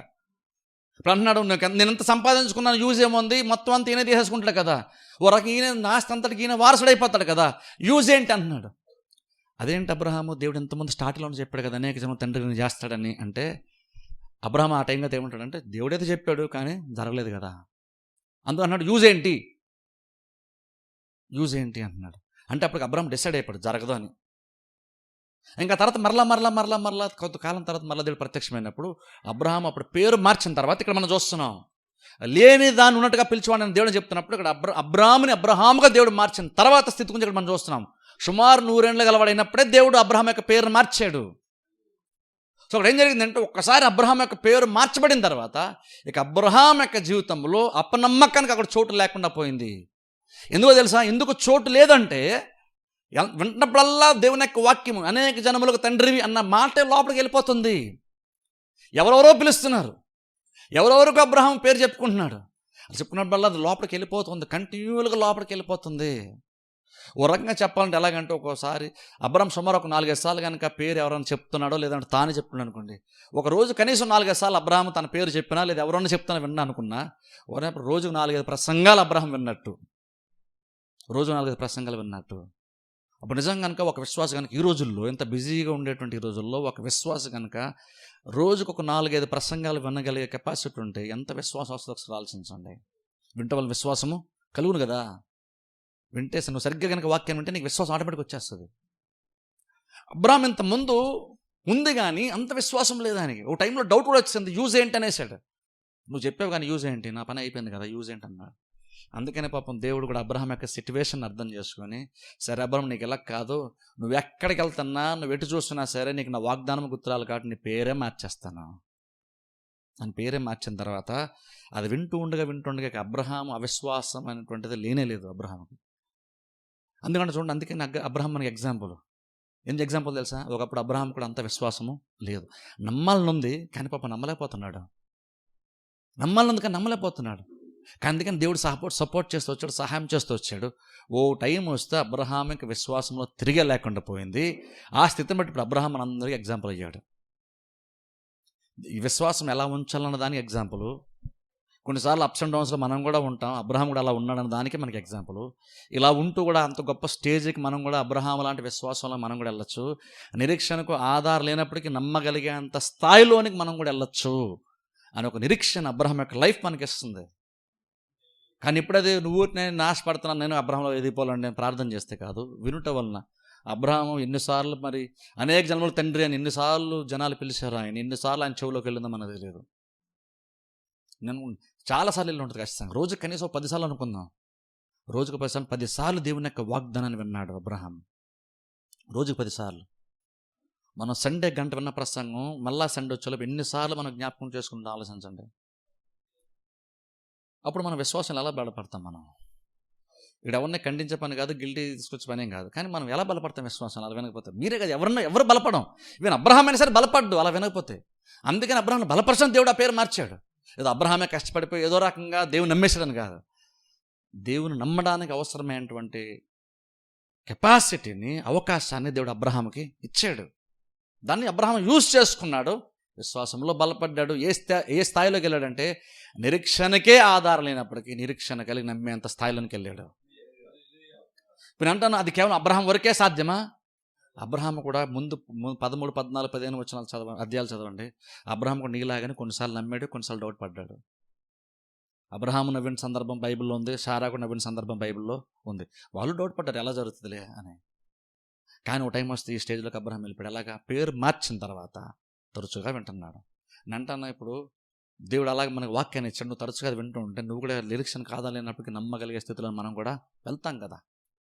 ఎందుకంటే వాక్యంలో అది ఉంది కదా. ఎక్కడో వినేస్తే నువ్వు ఏదో జరిగిపోద్దని కాదు. నువ్వు వింటూ ఉంటే ఇది వాక్యం అంటే విత్తనము కదా, అది ఫలిస్తుంది కదా ఖచ్చితంగా. అప్పుడు మనం కూడా ఫలిస్తాం కదా. అందుకని మనము వాక్యాన్ని హృదయంలో విత్తుకోవాలని ఫస్ట్ ఆఫ్ ఆల్ అసలు ఎంత విశ్వాసం ఉన్నావో పరీక్షించుకోండి. ఇజ్రాయెల్ ప్రజలు అలాగనే కదా. ఒకసారి చూడండి, అది ఎగ్జాంపుల్ చూపిస్తాను చూడండి ఒకసారి, ఎందుకంటే మనకు కూడా తెలుస్తుంది కొన్ని విషయాలు. సంఖ్యాకాండం 14వ అధ్యాయం జస్ట్ వచ్చిన చదువుతాను, జస్ట్ సింపుల్ ఎక్స్ప్లెయిన్ చేస్తాను. సంఖ్యాకాండం 14వ అధ్యాయము మొదటి వచ్చి నుండి సుమారు 9 వచనాలు చదువుతాను, జస్ట్ మీరు ఫాలో అవ్వండి. ఎక్స్ప్రెషన్ తక్కువ చేస్తున్నారు కాబట్టి మీరు ఫాలో అయితే మంచిది. సంఖ్యాకాండము 14వ అధ్యాయము, సంఖ్యాకాండం 14వ అధ్యాయం మొదటి వచ్చిన చదువుతాను. ఇప్పుడు చూడండి, ఇజ్రాయెల్ ప్రజలు వేగి చూసి వచ్చిన తర్వాత సంగతి, ఆ 12 మంది వేగి చూసి వచ్చిన తర్వాత వాళ్ళు సమాచారం చెప్పినప్పుడు జనాల యొక్క రెస్పాన్స్ మనం చూస్తున్నాం చూడండి. అప్పుడు ఆ సర్వ సమాజము ఎలుగెత్తి కేకలు వేశాను, ప్రజలు ఆ రాత్రి ఎలుగెత్తి ఏడ్చిరి, మరియు ఇజ్రాయేలులందరూ మోషే అహరోనులపై సనుగుకొనిరి. ఆ సర్వ సమాజము, అయ్యో ఐగుప్తులో మేమేలా చావలేదు, అరణ్యమందు మేమేలా చావలేదు, మేము కత్తివాత పడినట్లు యెహోవా మమ్మల్ని ఈ దేశంలోనికి ఎలా తీసుకొని వచ్చాను, మా భార్యలు మా పిల్లలు కొల్లపోవుదురు, తిరిగి ఐగుప్తునకు వెళ్ళుట మాకు మేలు కదా అని వారితో అనిరి. వారు మనము నాయకుని ఒకరిని నియమించుకొని ఐగుప్తునకు తిరిగి వెళ్ళుదమని ఒకరితో ఒకడు చెప్పుకొనగా మోషే అహరోనులు ఇజ్రాయేల్ సర్వ సమాజ సంఘము ఎదుట సాగిలపడిరి. అప్పుడు దేశమును సంచరించి చూచిన వారిలో నుండిన నూను కుమారుడగును యెహోషువయు యెఫున్నె కుమారుడు కాలేబును బట్టలు చింపుకొని ఇజ్రాయేల్ సర్వ సమాజముతో, మేము సంచరించి చూసిన దేశము మిక్కిలి మంచి దేశము, యెహోవా మన యందు ఆనందించినడలా ఆ దేశములో మనలను చేర్చి దానిని మనకిచ్చును, అది పాలు తేనెలు ప్రవహించు దేశము, మెట్టుకు మీరు యెహోవా మీద తిరగబడకుడి. గమనించండి, ఇక్కడ 12 మంది వేగు చూసి వచ్చారు. చూసిన తర్వాత మోషేకి చెప్తున్నారు ఏమనంటే, మోషే మేము వేగు చూసి వచ్చే మొత్తం పట్టణం ఎగ్జాక్ట్ దేవుడు ఎలా చెప్పాడు, ఎగ్జాక్ట్ అంత బ్రహ్మాండంగా ఉంది, నిజంగానే అది పాలు తేనెలు ప్రవహించే దేశమే, సూపర్ ఉంది. కాకపోతే పైన వాళ్ళే 12 మంది వేగు చూసినటువంటి వారిలో 10 మంది ఏం చెప్తారంటే, అయితే ప్రాబ్లం ఏంటంటే దేవుడు చెప్పినట్లు ఉంది కానీ అక్కడ ఉన్నటువంటి ఎవరైతే జనం ఉన్నారో, ఆ దేశ జనం ఉన్నారో వాళ్ళు ఉన్నత దేహులు, వారి దృష్టిలో మనం మిడతల్లాగా ఉన్నాం అన్నారు. వారి దృష్టిలో మనం మిడతల్లాగా ఉన్నాం ఆయన వెంటనే అందరు సర్వ సమాజం అంతా కూర్చొని ఏడ్చారంట. చూడండి, ఏడ్చారు, కేకలు వేసారు. ఏడుపు దేనికి సూచన తెలుసా? మనం ఒక్కోసారి ఈ ఎమోషన్స్కి సంఘాలు ఎంత వాల్యూ చేస్తామంటే, చర్చిలో కూర్చొని ఏడుస్తూ ఉంటే దాన్ని వీడియోలో క్యాప్చర్ చేస్తాం మనం. వాళ్ళు ఎందుకు ఏడుస్తున్నారో మనకి తెలియదు, వాళ్ళకి ప్రాబ్లమ్స్ గుర్తొచ్చి ఏడుస్తున్నారో ఎందుకు ఏడుస్తారో తెలియదు. కానీ క్రిస్టియానిటీలో ఎలాంటి ఒక రకమైన మైండ్ సెట్ వస్తుందని మనకి, ఎవరన్నా ఏడుస్తూ ఉంటే అది గొప్ప ఆత్మీయత అనేసుకుంటున్నాం. కొన్నిసార్లు ఆత్మీయత ఉండొచ్చు, కానీ ప్రతిసారి ఆత్మీయత కాదు. కొన్నిసార్లు నువ్వు ఏడుపుకునేటప్పుడు కొన్నిసార్లు నీ బలహీనత కదా గుర్తు, అది బాధ్యత కాదు, అది బలహీనత గుర్తు. రాత్రంతా కూర్చొని ఏడ్చారట, కేకలేశారంట. ఇప్పుడు ప్రస్తుతం ప్రాక్టికల్గా ఇలా ఉంటే మనం అనుకుంటాం ఎంత బాధ్యత అండి, ఎంత చింత అండి. చూసారా, కుటుంబం గురించి అంత ఆలోచిస్తున్నాడండి, రాత్రి నిద్రపోలేదండి. అది మనం పాజిటివ్గా తీసుకుంటున్నాం, అది పాజిటివ్ కాదు, అది నీ విశ్వాసాన్ని బలపరిచేటువంటి సూచన కాదు, అది అవిశ్వాసానికి సూచన. అది వాళ్ళు నిజంగా ఉన్నదేహులే, అది యెహోషువ కాలి కూడా మాట చెప్తున్నారు, వాళ్ళు ఉన్నదేహులే, కానీ యెహోవా మన యందు ఆనందిస్తే అన్నాడు. చూసారా, దేవుడు ఎప్పుడు ఆనందిస్తాడు? విశ్వాసం ఉంటే. విశ్వాసం లేదు కాబట్టి దేవుడు కోప్పడ్డాడు కదా ఇజ్రాయెల్ ప్రజల మీద. ఇప్పుడు విశ్వాసం ఉంటే దేవుడు సంతోషిస్తాడు. అదే ఇక్కడ యెహోషువ కాలేబ్ అంటున్నారు, వాళ్ళ కోసం బట్టలు చింపుకొని కేకలేస్తున్నారు. వాళ్ళ కేకలు వీళ్ళ కేకలకు చాలా తేడా ఉంది. వాళ్ళ కేకలు అవిశ్వాస సంబంధమైన కేకలు, వీళ్ళ కేకలు విశ్వాస సంబంధమైన కేకలు. రెండు కేకలు అయి ఉండొచ్చు, కానీ ఒకటి విశ్వాస సంబంధమైంది, ఒకటి అవిశ్వాస సంబంధమైంది. కేకలేసి యెహోషువ కాలేబ్ బట్టలు చింపుకొని అంటున్నారు, మీరు ఊరిని మీరు తిరగబడద్దు, దేవుని మీరు ఏమనొద్దు, తిరగబడద్దు, ఎలాంటి మాటలు మీరు రానొద్దు. వాళ్ళు నిజంగా ఉన్నదేహులే కావచ్చు, కానీ దేవుడు మనం ఆనందిస్తే ఖచ్చితంగా దేశాన్ని మనకి ఇస్తాడు కదా. ఎందుకు మనం తిరగబడాలి, ఎందుకు మనం ఇలా ఉండాలి, మన విశ్వాసం ఉంచుదాం అని విశ్వాసంలో బలపరిచే ప్రయత్నం ఇద్దరు వ్యక్తులు చేశారు. కానీ వాళ్ళు విన్నారా? వినలేదు. వాళ్ళు అనుకుంటారు మేము చాలా ప్రాక్టికల్గా ఉన్నామండి అంటారు. వాళ్ళు అనుకోవచ్చు బహుశా, వీళ్ళకి విషయాలు అర్థం కావట్లేదు. మా పిల్లలు, మా కుటుంబం ఎంత ఇంపార్టెంట్ తెలియదు, అక్కడికి వెళ్ళి మేము చచ్చిపోవాలా, వాళ్ళ చేతుల్లో మేము చచ్చిపోవాలా, సావాలా. వాళ్ళు యాక్చువల్ మీరు లిటరల్ చూడండి, వాళ్ళు అన్నారు ఎన్నిసార్లు చావన్న మాట వచ్చింది తెలుసా? మేము చచ్చిపోయినా బాగుంది, ఇంతకు అనవసరంగా ఎందుకు వచ్చాం, మేము మరలా నాయకుడిని ఒకటి ఏర్పాటు చేసుకుని ఐగుప్తుకి వెళ్ళిపోతాం. ఈ మాట చాలా క్రిస్టియన్స్ అంటారు తెలుసా. దేవుడు మన స్టేజ్ తీసుకొచ్చిన తర్వాత ఉద్యోగం లేనప్పుడే దేవుడు ఉద్యోగం ఇస్తాడు. ఉద్యోగం ఇచ్చిన తర్వాత ఏమో ఉద్యోగం చిన్న ప్రాబ్లం వస్తాయి. ఎందుకంటే ఉద్యోగం ఉన్నా ఒకటే లేకపోయినా ఒకటేనండి. ఒకప్పుడేమో బయట రావాలని అనుకున్నాం, వీళ్ళు బయట రావాలనుకున్నారు, బయటకు వచ్చాక మళ్ళీ వెనక్కి వెళ్ళిపోతే బాగున్నాం. మనం అలాగనే అనుకుంటాం. ఉద్యోగం లేని వరకేమో ఉద్యోగం కోసం ప్రార్థన చేస్తాం, ఉద్యోగం వచ్చిన తర్వాత ఎందుకంటే ఉద్యోగం వేస్ట్ అంటే అంత కష్టపడుతున్నా రావట్లేదండి ప్రతిఫలం. పిల్లల కోసం ప్రార్థన చేస్తాం, పిల్లలు పుట్టాకేమో 800 సైతంలా తయారడ్డాడు అంటాం మనం పిల్లల గురించి. ప్రార్థన చాలా మాడతాం మనం. దేవుడు మనకి ఇచ్చినటువంటి మంచి విలువ ప్రతిదీ కూడా ఇవ్వకముందేమో దేవుడు ఇవ్వాలని ఆశపడితే, ఇచ్చిన తర్వాత ఏమో వాటికి నెగిటివ్గా మనం మాడతాం. ఎగ్జాక్ట్ వీళ్ళు అలాగే మాట్లాడారు. బయట రావాలని ఆశపడ్డారు, దేవుడు బయట తీసుకొస్తారే మళ్ళీ వెనక్కి వెళ్ళిపోతే బాగుంటుంది. మేము ఎందుకు చావలేదు అంటున్నారు. అక్కడైతే చచ్చిపోతాం, ఎందుకు మేము ఎంతవరకు అసలు ఎందుకు బతుకున్నాం, చచ్చిపోతేనే బాగుంటుంది కదా అనుకున్నారు. వాళ్ళు చనిపోయారు లేదా చెప్పండి? వాళ్ళు చనిపోయారు లేదా? చనిపోయారు, ఖచ్చితంగా వాళ్ళు చనిపోయారు. ఈ తరం ఎవరు కూడా ప్రవేశించలేదు, ఒక్క యెహోషువ కాలేబు తప్ప. ఈ తరంలో ఉంటుంటారు అందరూ కూడా చచ్చిపోయారు. ఈ తరంలో ఉండి నెక్స్ట్ తర్వాత తరముతో కలిసి వాగ్దాన దేశంలోకి వెళ్ళింది ఒక్క యెహోషువ కాలేబులు మాత్రమే. ఊరికనే వాళ్ళు వెళ్ళిపోలేదు. ఇక్కడ చూడండి వాళ్ళ విశ్వాసం, ఇక్కడ చూడండి. మిగిలినటువంటి ఇజ్రాయెల్ ప్రజలు ఊరిని చచ్చిపోలేదు, వాళ్ళ విశ్వాసం చూడండి. ఇక్కడ వాళ్ళు అన్నారు, నోటితో మాట అన్నారు, నీ హృదయంలో ఉండి జీవధారలు బయలుదేరుతాయి అంటే నీ హృదయాన్ని భద్రంగా కాపాడుకో. నువ్వేం మాట్లాడుతున్నావు దాన్ని బట్టి నీ హృదయం ఏందో తెలుస్తుంది. చస్తే బాగుండని వీళ్ళు అన్నప్పుడు వీళ్ళ హృదయం ఏందో మనకు తెలుస్తుంది. దేవుడు అనుకుంటే వీళ్ళు చచ్చిపోయారా? వీళ్ళు అనుకుంటే వీళ్ళు చచ్చిపోయారా? వీళ్ళు అనుకుంటే వీళ్ళు చచ్చిపోయారా? దేవుడు అనుకున్నాడు వీళ్ళని కానాను తీసుకెళ్దాం అనుకున్నాడు, యెహోషువ కాలేబుని తీసుకెళ్దాం అనుకున్నాడు.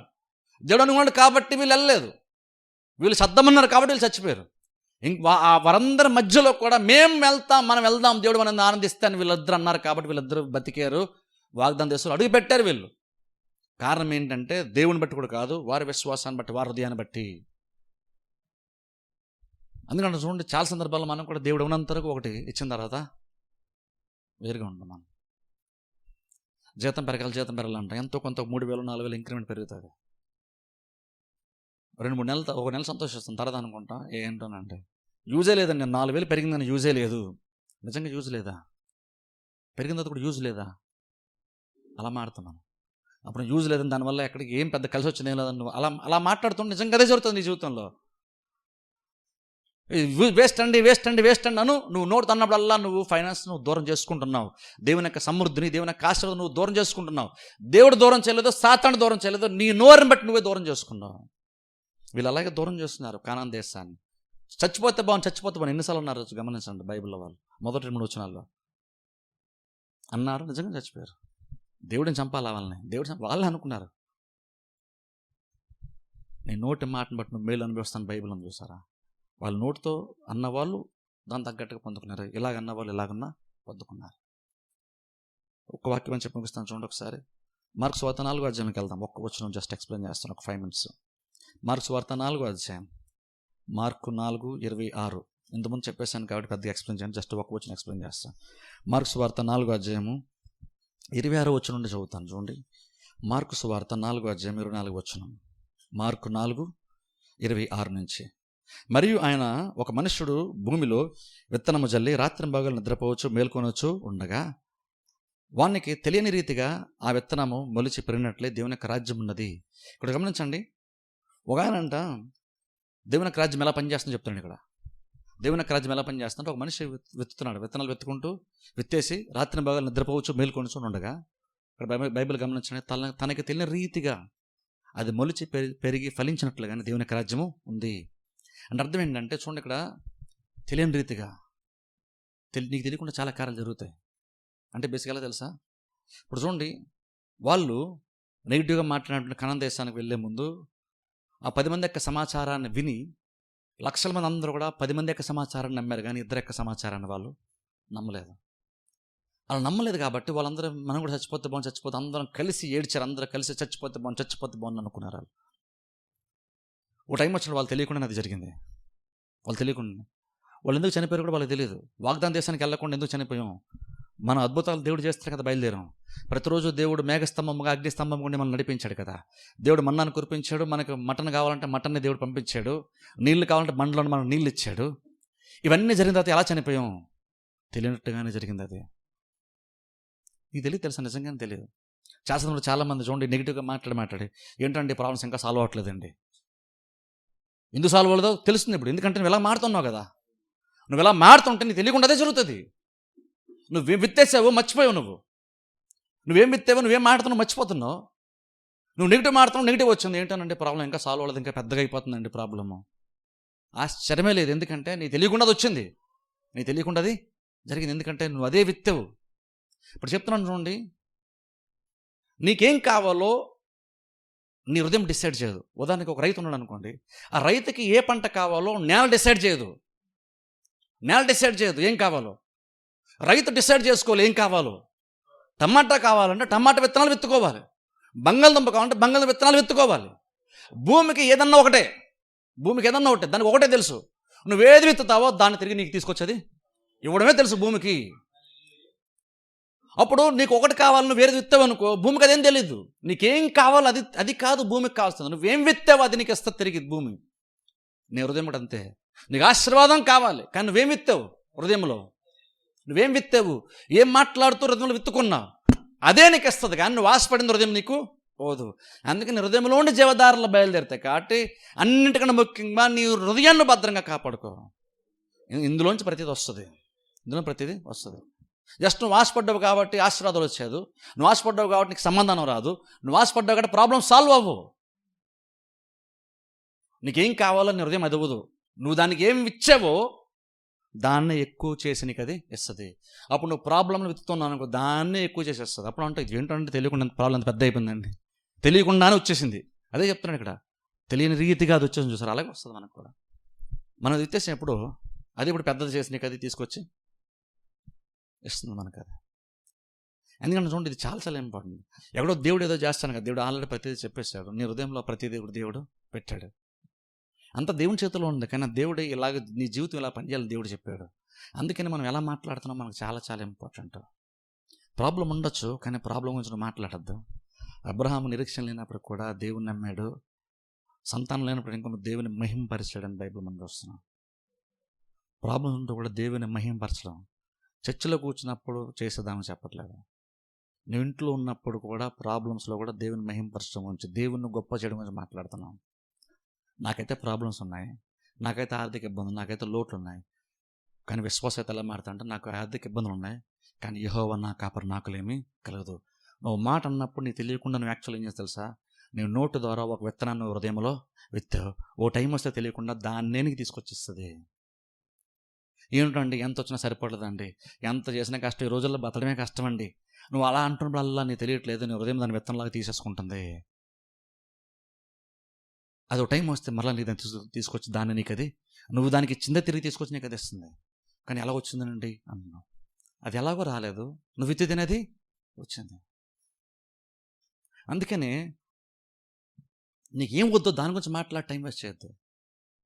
నీకేం కాదు దాని గురించి మాట్లాడు. విశ్వాస సంబంధం మాట్లాడు. రోగం ఉన్నప్పుడు రోగం గురించి మాట్లాడదు. బలహీనుడు బలవంతుడు అనుకోనవలేను కదా అన్నాడు బైబిల్. బలహీనుడు అంటే బలవంతుడు అనుకోవాలంట. అది అబద్ధం కాదు, అది వాక్య నడిపింపు, వాక్యాధారంగా జీవించేటువంటిది. బలహీనుడు బలవంతుడు అనుకోనవలేను కదా, ఆయన పొందిన దెబ్బల చేత మనకి స్వస్థత. ఇదంతా ఏంటి? నా బలహీనతల్లో ఉంటూ కూడా మాట్లాడుతున్నటువంటి మాట. ఎందుకు మాట్లాడుతావు అంటే ప్రతిసారి నువ్వు చర్చకొచ్చి నువ్వు ప్రసంగం వెళ్ళలేవు కాబట్టి, నువ్వు ఇంటికి వెళ్ళిన తర్వాత నీ జీవితం గురించి నువ్వే ప్రసంగం చేసుకుని నువ్వే వింటున్నావు. ఒక్కసారి విన్నటువంటి ప్రసంగాన్ని బేస్ చేసుకొని నువ్వు అనేక రకాలైనటువంటి వాక్యాల ద్వారా నీ జీవితం నువ్వు ప్రసంగం చేసుకుంటున్నావు, నువ్వే వింటున్నావు, నువ్వే చెవిలో వెళ్తుంది, అది మళ్ళీ నీ హృదయంలోకి వెళ్తుంది. విత్తనం విత్తబడుతున్న టైం వస్తే అది ఎక్కువగా ఫలిస్తుంది. అది తెలియకుండా జరుగుతుంది. తెలియకుండానే జరుగుతుంది కాబట్టి నువ్వు విత్తేటప్పుడు ఏమి విత్తనో జాగ్రత్తగా చూసుకో. అది ఎదుగుతున్నప్పుడు నీకు తెలియదు, అది కానీ సడన్గా పైకి వచ్చే నీకు కనబడుతుంది ఏం వచ్చిందో.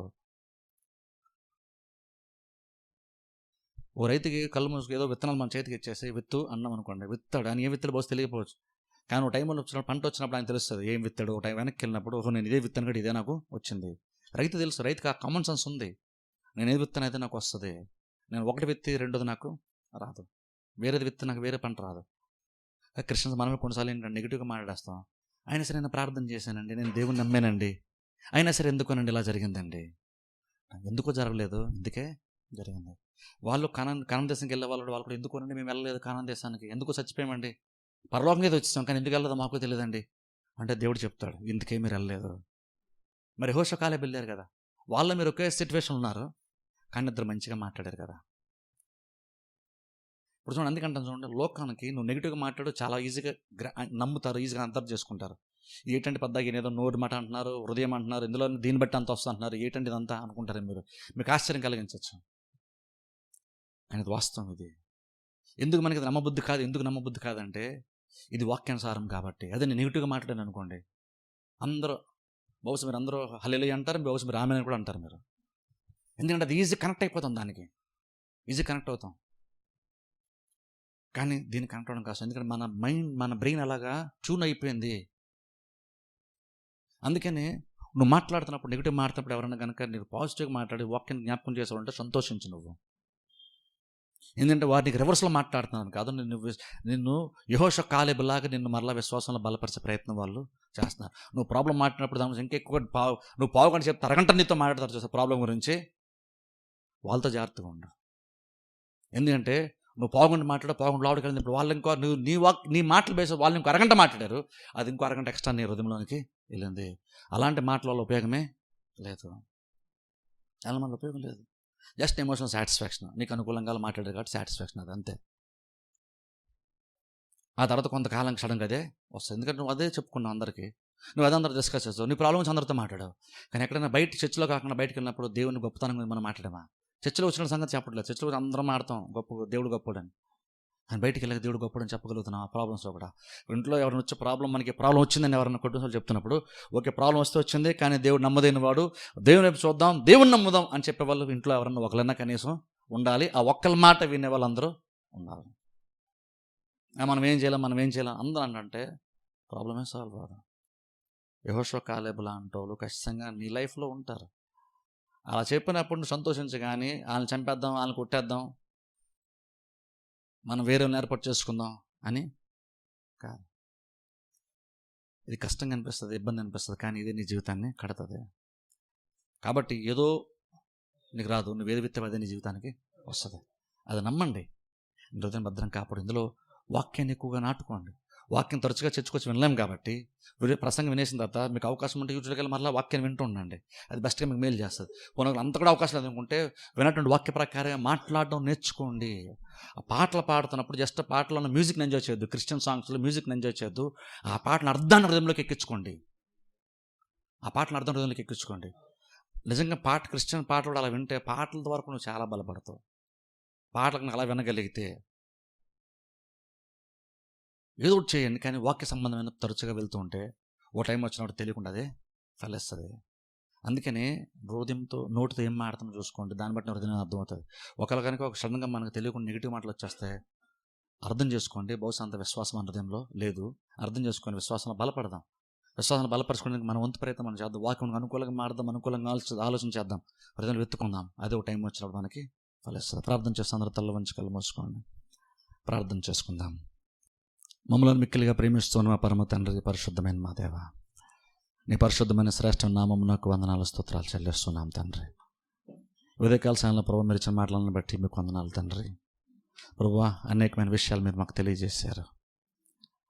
ఎలాగ ప్రభు మేము ఆలోచించాలి, ఎలాగ మాట్లాడాలో, మమ్మల్ని మేము విశ్వాసంలో ఎలా బలపరుచుకోవాలో ఇదేనా ప్రభు మీరు మాకు తెలియజేసినందుకు మీకు స్తోత్రాలు చెల్లిస్తున్నాం తండ్రి. మా హృదయాన్ని ప్రభు భద్రంగా కాపాడుకోవడానికి మాకు సహాయం చేయండి. మా హృదయంలో ఎలాంటి మాటలు ప్రభు వెత్తబడుతున్నాయో మేము తండ్రి పరీక్షించుకోవడానికి, పరిశీలించుకోవడానికి మాకు సహాయం చేయమని ప్రార్థిస్తున్నాం. దృశ్యమైన వాటిని కాక అదృశ్యమైన వాటిని నిదానించి చూసేటువంటి భాగ్యాన్ని మీరు మాకు దయచేయమని ప్రార్థిస్తున్నాం ప్రభా. ఎలాగైతే తండ్రి ఎలీషా తన దాసుని ప్రార్థన చేశాడు, అలాగే తండ్రి మేము ప్రార్థన చేస్తున్నాం ప్రభా.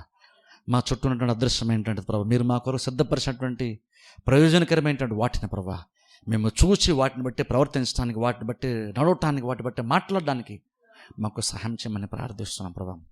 మీరు మాకేవి సిద్ధపరిచారు ప్రభా, అవి కంటే కనబడవు, చెవి కనబడవు, మనుషులు హృదయానికి గోచరం కావు. కానీ ప్రభా నీ ఆత్మ ద్వారా మాకు బయలుపరుస్తున్నప్పుడు తండ్రి దాన్ని మేము చూసి దాన్ని గ్రహించేటువంటి స్థితి మీరు మాకు దయచేయమని ప్రార్థిస్తున్నాం.